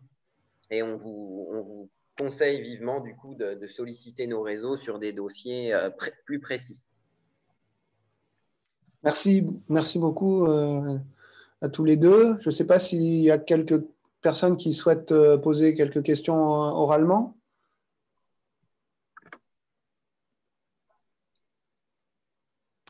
Oui, bonsoir. Nathalie Taverny de la CAPEB des Ardennes. J'avais posé une question dans le chat pour laquelle il n'y a pas eu de réponse. Lorsque les particuliers font appel à vous pour les aider dans leur démarche, est-ce que vous leur conseillez de les aider aussi pour la valorisation des C2E avec des partenaires que vous avez? Non, on n'a pas de partenaire C2E. On va les accompagner en leur disant vous pouvez choisir un tel ou un tel. Une fois qu'ils choisissent, on peut les accompagner à monter leur dossier et surtout à vérifier leur dossier à la fin des travaux parce que en amont, l'inscription sur un site quelconque, c'est assez simple, c'est une création de compte. Le plus compliqué, c'est la mobilisation sur facture de la constitution du dossier final. Donc là, on les accompagne. Après, pour répondre à votre question, si c'est le cas, à ma connaissance, aucune de nos structures n'a de partenariat direct avec un fournisseur d'énergie pour faire des dossiers en direct. Merci. Bonjour, moi j'aurais une question concernant, je n'ai pas compris tellement, concernant les bouquets de travaux et MaPrimeRénov'. Pour moi, donc soit effectivement on s'oriente vers une rénovation, enfin la réno globale, et sinon on devait procéder catégorie de travaux, un dossier fermé, et on demande ensuite, on mobilise une deuxième fois pour la catégorie suivante. Et là vous disiez qu'il fallait faire dès le début, dire qu'il y avait plusieurs catégories de travaux. Oui. C'est qu'en fait, le site PrimeRénov', il est fait pour que soit on demande effectivement le forfait rénovation globale, ou soit on demande lot par lot. Par contre, quand on passe par la solution lot par lot, soit on s'inscrit effectivement pour tous les travaux en demandant bien lot par lot, donc le forfait isolation des murs, par exemple, plus le forfait isolation des remplants, plus la chaudière, par exemple.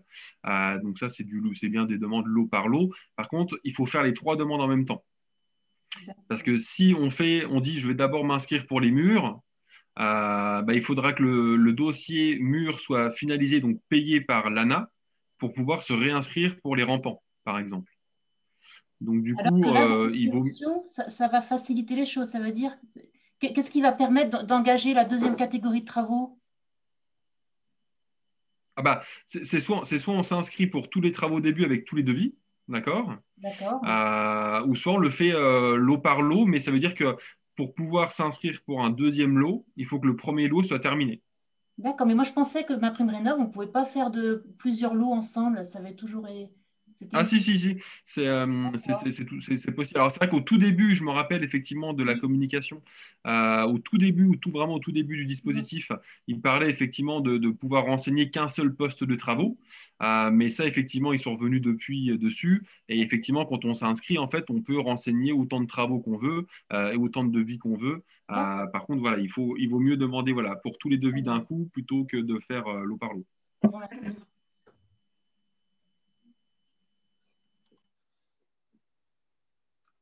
Il y a une question dans le chat là, par rapport à la sortie de la fin du coup de pouce isolation. Ça me dit rien. Je ne sais pas, Béranger, si tu as vu ça. Moi, il me semblait que c'était jusque fin 2021. Après, c'est vrai que sur le C2E, ça peut évoluer vite, notamment en fonction des effets d'aubaine qu'ont certaines entreprises par rapport à des opportunités et des aides, par rapport aussi à certaines malfaçons. Je n'ai pas entendu que le coup de pouce s'arrêterait précipitamment en juillet sur l'isolation. Non, c'est prévu en tout cas jusqu'à la fin d'année. En fait, ça devait même s'arrêter au 31 décembre 2020. Ils l'ont prolongé d'un an. Mais du coup, non, il n'y a pas d'annonce pour l'instant au déco par rapport à cette date du 1er juillet. Est-ce qu'il y a une autre question par oral? Oui, bonjour, Anna Lampert de la CAPEB 9. Moi, j'aurais deux petites questions concernant ma prime rénov, s'il vous plaît. La première, je l'ai posée par écrit, mais je voulais juste confirmation, je n'ai pas très bien saisi, par rapport à la rétroactivité pour les ménages les plus aisés. C'était possible de faire des devis depuis le 1er octobre 2020. On devait déposer les dossiers à partir du 11 de ce mois. Sont donc possibles, mais si les travaux sont effectués, du coup, les travaux ont été effectués à partir du 1er octobre, mais avant le dépôt des dossiers, c'était possible de faire les travaux, je veux dire. Oui. En fait, pour résumer, si vous avez signé un devis entre le 1er octobre et le 31 décembre, mais que les travaux se font qu'en mars, par exemple, il faut se rendre donc, sur le site MaPrimeRénov' donc depuis le 11 janvier et mettre le devis. D'accord? Oui. Par contre, si on a signé un devis entre le 1er octobre et le 31 décembre et que les travaux se sont faits pendant cette période-là, oui. Du coup, il faut aller s'inscrire maintenant avec la facture.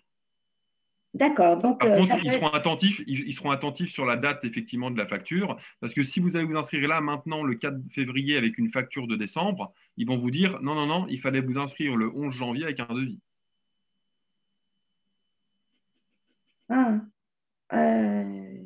Ouais. D'accord.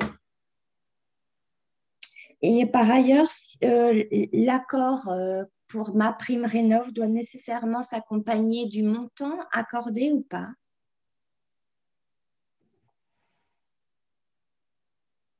Oui. Oui, c'est ça.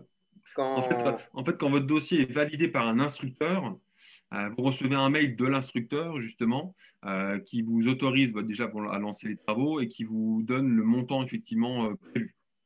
D'accord, parce qu'une adhérente m'a dit qu'un de ses clients avait reçu une réponse positive, mais sans indication du montant. Ça, après, les instructeurs ANA, normalement, en effet, je suis d'accord avec Béranger. Moi, j'ai eu quelques cas où on m'avait transmis la note, la notification de l'ANA, et il y avait le montant de la subvention accordée et qui était réservé pour ce projet. Mais c'est vrai que ça peut peut-être dépendre de l'opérateur. Ouais. Parce que c'est vrai qu'historiquement, l'ANA, il donne toujours effectivement ce genre de courrier, même pour les dossiers habités mieux, avec le montant de la subvention bloqué, on va dire ça. Mais après, effectivement, ça dépend peut-être aussi de l'instructeur. Ouais. Du coup, la personne hésite à envoyer la facture en se disant est-ce qu'il faut qu'elle attende une autre information, mais à partir du moment où elle a un accord, même s'il n'y a pas le montant, normalement, elle peut déposer sa facture. Oui, si elle n'a pas le montant, de toute façon, dans le mail de l'instructeur, sur son compte MaPrimeRénov', il y a forcément le montant qui est renseigné normalement. Ah, très bien, d'accord. Bonsoir, moi j'avais une question. C'était par rapport en fait à une évolution entre le devis pour MaPrimeRénov', s'il y a un devis qui est déposé sur MaPrimeRénov' et que finalement, pour une raison ou pour une autre, le matériel qui était prévu dans ce devis n'est pas celui qui est installé par l'entreprise pour une raison d'approvisionnement, par exemple. Comment est-ce qu'il faut faire? C'est pas gênant. Tant que la solution technique est respectée, ça pose pas de souci de changer de matériaux. Donc, par exemple, pour l'isolation, tant que la résistance thermique est respectée, il n'y a pas de souci. Par contre, après, le montant de la subvention attribuée par MaPrimeRénov' ne pourra jamais dépasser ce qu'ils avaient estimé sur le devis. Donc, si malheureusement le matériau coûte plus cher, malheureusement la subvention ne sera pas revue à la hausse. Ouais. Mais il n'y a pas besoin d'annuler le dossier puis de repartir à 0 point.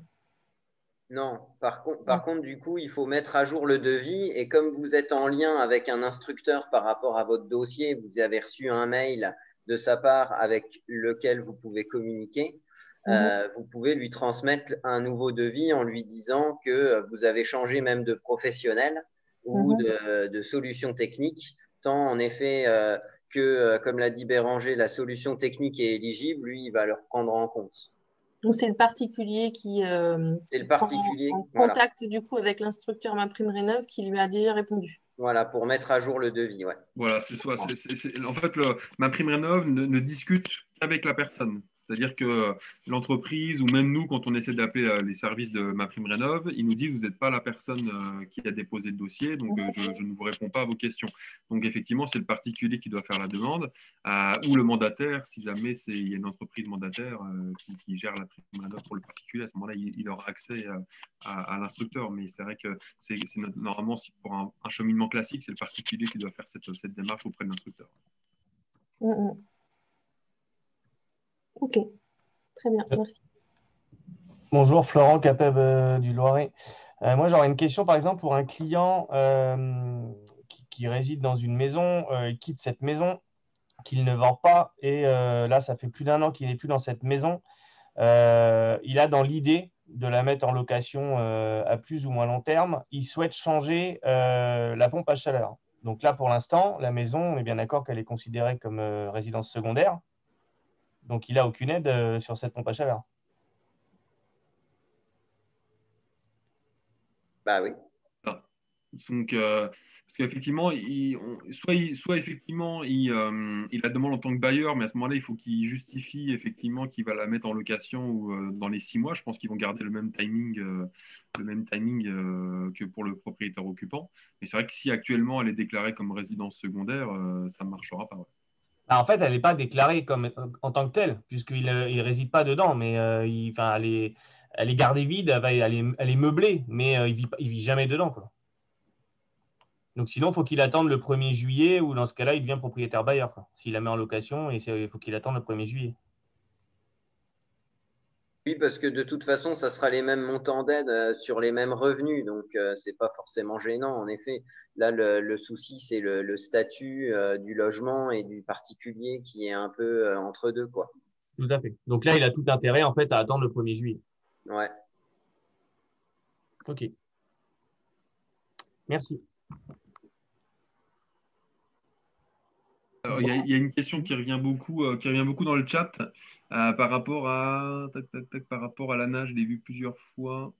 Je vais essayer de remonter le fil. On nous demandait, j'ai pas la réponse, Béranger, tu l'as peut-être. Comment on prouve qu'on va occuper son logement pendant 6 ans? Pour l'ANA? Qu'est-ce que l'ANA demande? Juste sur l'honneur. Je le jure.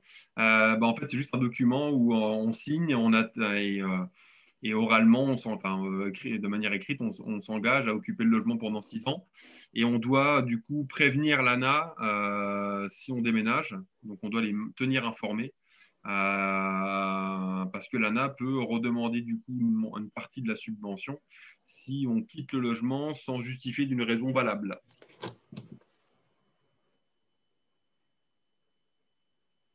Question, est-ce que vous envisagez de prendre un mandat administratif pour accompagner les personnes âgées ou ceux qui n'ont pas Internet pour faire les demandes d'aide sur MaPrimeRénov? On l'a fait, oui. Alors, vous l'avez fait, donc ça veut dire que c'est généralisé sur le territoire? Non, alors ce qu'il y a, c'est que c'est par structure. Chaque structure, chaque espace-faire décide de le faire ou pas.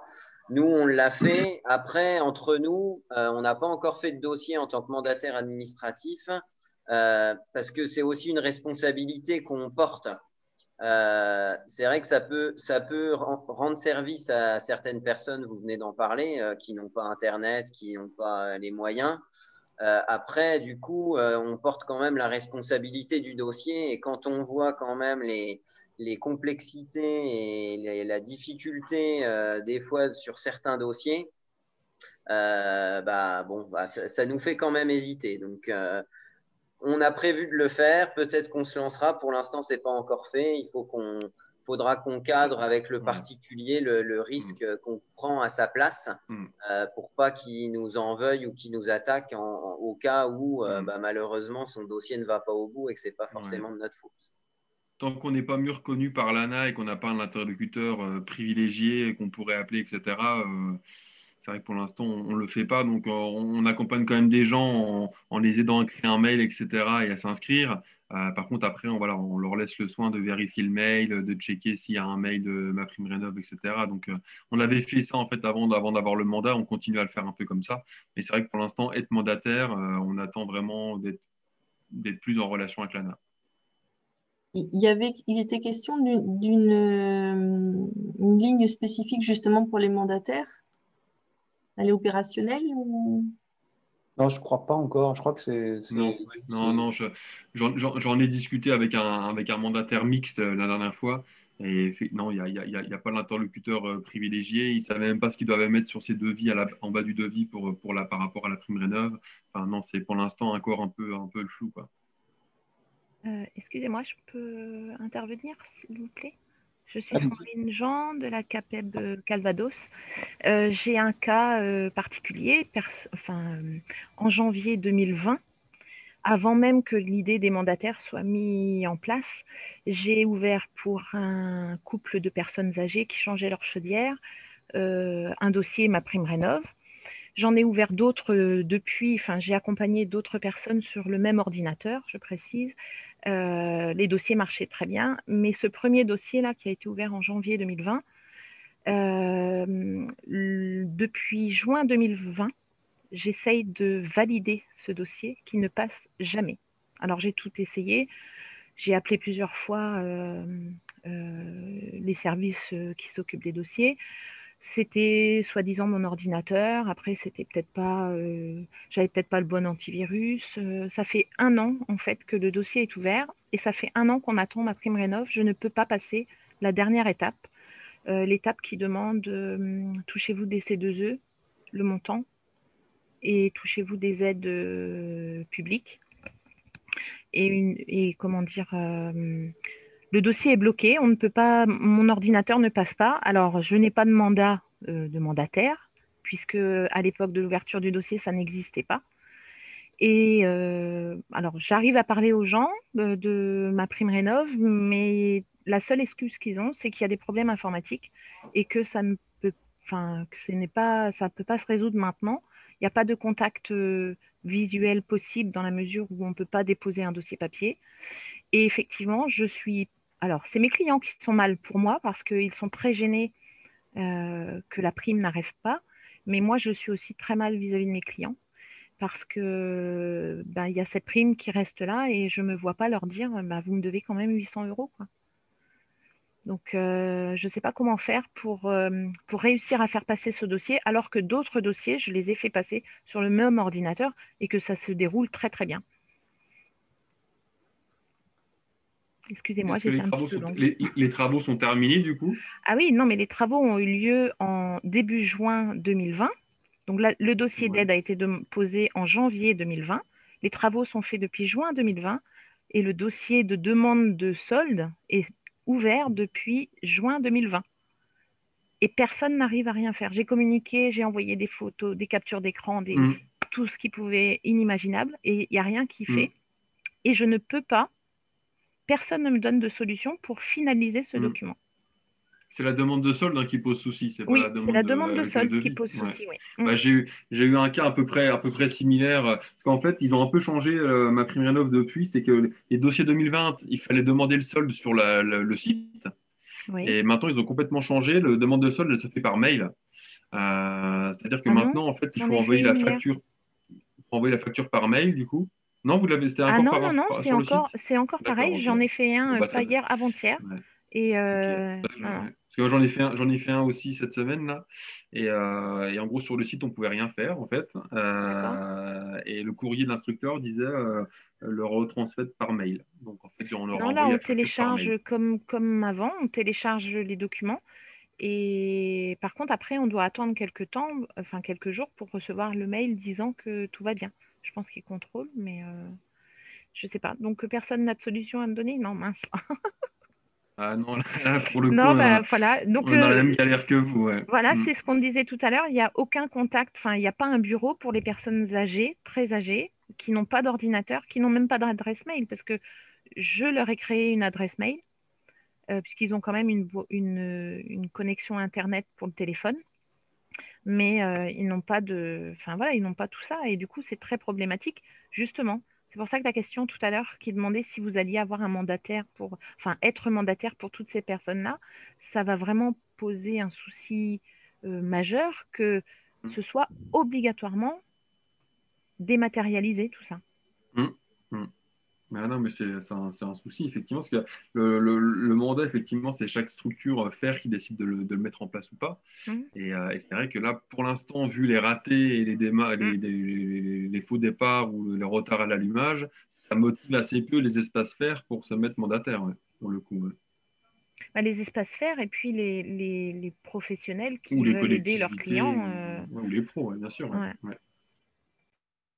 Donc après, ce qu'on peut, alors, enfin, là dans ce dossier-là, c'est trop tard, mais ce qu'on peut quand même rappeler pour les personnes qui sont en difficulté, comme vous le mentionnez, et qui sont modestes ou très modestes, c'est de passer par un opérateur ANA dans le cadre d'Habiter Mieux, parce qu'au moins il y a un opérateur qui fait l'accompagnateur et qui dépose le dossier pour les personnes.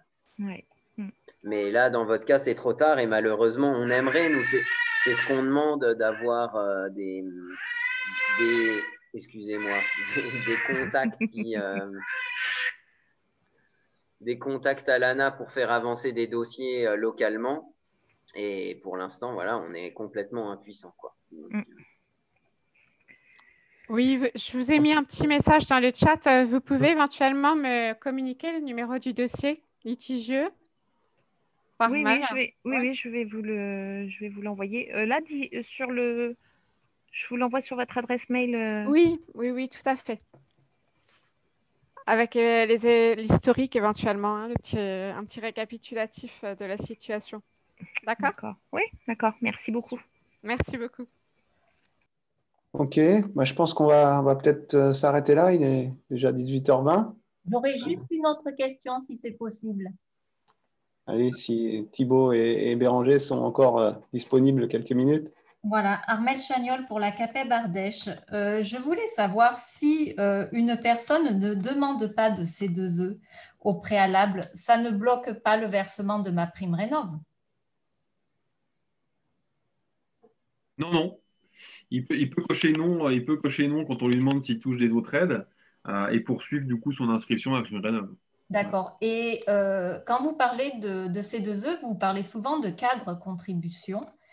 Les entreprises, quelquefois, n'ont pas ce cadre contribution, ni le particulier. Selon les opérateurs, ce n'est pas forcément un document que l'on a, ce n'est pas quelque chose que l'on peut fournir. Enfin, voilà, selon comment… Alors, Alors normalement, c'est un document officiel, c'est-à-dire que chaque opération engagée en certificat d'économie d'énergie doit faire l'objet d'un cadre contribution. Après, je ne vous cache pas que c'est des fois compliqué auprès de certains obligés de l'obtenir. Ils ne l'envoient pas toujours systématiquement aux particuliers pendant l'inscription ou autre. Ou c'est encore plus compliqué dans le cas où le professionnel déduit les aides en déduction. Parce que sinon, ça se fait, hein, mais le professionnel pourrait demander à l'obligé le cadre de contribution pour la personne, etc. Mais c'est vrai que ça rajoute une lourdeur. Donc du coup, après, l'astuce qu'on a trouvée, nous, par rapport aux quatre contributions, quand c'est déduit du devis, informatiquement, enfin c'est ce qu'on a mis dans le diapo, c'est de dire non au début, de passer à la diapo suivante, de revenir, de marquer le montant et de juste mettre en commentaire que les C2E sont déduits du devis. À ce moment-là, les instructeurs ANA sont plutôt tolérants. Par contre, effectivement, si c'est le particulier qui fait sa demande de C2E auprès d'un obligé en direct, il lui faudra le cadre de contribution et c'est un document normalement obligatoire que l'obligé doit fournir au particulier. Mais quand l'entreprise fait la demande de C2E et qu'elle ne le déduit pas du devis, parce que c'est le client qui touche quand même la prime de C2E, on n'a pas forcément, enfin l'entreprise, selon les partenaires C2E, n'a pas ce cas de contribution parce qu'il y a deux façons de mobiliser des C2E. On a la fiche premier contact ou ce qu'on appelle le devis avec mention. Et quand on passe par le process fiche premier contact, on n'a pas de cas de contribution. Donc, de toute façon, on n'aura pas ce document à fournir puisqu'on ne l'a pas. Et moi, j'ai demandé à l'opérateur et ils m'ont bien dit que dans ce process-là, on n'avait pas ce cas de contribution. Donc après, je ne sais pas si ça peut être bloquant pour un client s'il demande ce cadre contribution parce que voilà, il ne pourra pas être obtenu systématiquement. Donc je voulais savoir si c'était vraiment un frein et comment faire dans ce cas-là. Bonne question.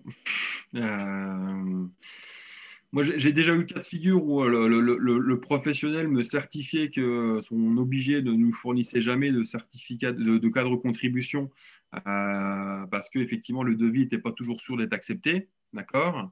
Donc, l'obligé, le professionnel n'avait jamais les cadres de contribution pour tous les devis qu'il faisait. Par contre, si le devis est sûr d'être accepté, moi, le pro avait réussi finalement à demander à son obligé le devis va être accepté par la personne, merci de me fournir un cadre de contribution pour cette personne. Et l'obligé a fini par lui faire. Mais effectivement, c'est vrai que c'est pas. Je pense qu'en effet, tu as raison, il faut insister auprès de l'obligé et du partenaire pour avoir ce document. Quand on fait des demandes de C2E pour un client, le seul document que l'entreprise reçoit, c'est une attestation sur l'honneur qui est le document à remplir en fin de travaux. Et le client, de son côté, lui a reçu une lettre en recommandé lui indiquant le montant de prime C2E qu'il allait recevoir en faisant tel ou tel type de travaux. Mais voilà, que ce soit le client ou… c'est ce document-là. C'est ça, en fait. C'est ça le cadre de contribution.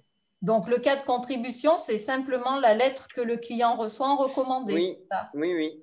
Alors, normalement, il y a un espèce de tableau avec le logo certificat d'économie d'énergie pour que ce soit un peu formel et qu'il y ait à peu près le même cadre. Mais c'est effectivement ce document-là. D'accord. Donc, il faut que les clients le gardent bien parce qu'il y en a certains qui l'ont perdu entre-temps en plus. Oui, d'accord. Enfin, pour information, le cadre de contribution est à disposition par rapport à Total sur l'onglet fiches et supports. Vous avez tous les cadres de contribution par chaque catégorie de travaux de disponibles. C'est là où c'est compliqué, c'est que tous les obligés n'utilisent pas le même nom, en fait. Tout à fait. Il y en a qui ne parlent pas de cadre de contribution, qui parlent de courrier, peu importe. Il y a des obligés qui ne le donnent pas systématiquement. Je pense à EDF, il faut le demander, il faut les appeler, ou NJ, je ne sais plus, pour qu'ils vous le renvoient. Il y en a qui le mettent qui ne l'envoient pas forcément par mail, mais qui le mettent dans la gestion sur le site, je pense à la primeénergie.fr, par exemple. Donc, c'est vrai que il y a un cadre de contribution à joindre. Après, il ne s'appelle pas forcément cadre de contribution chez tous les opérateurs, enfin chez tous les obligés. D'accord.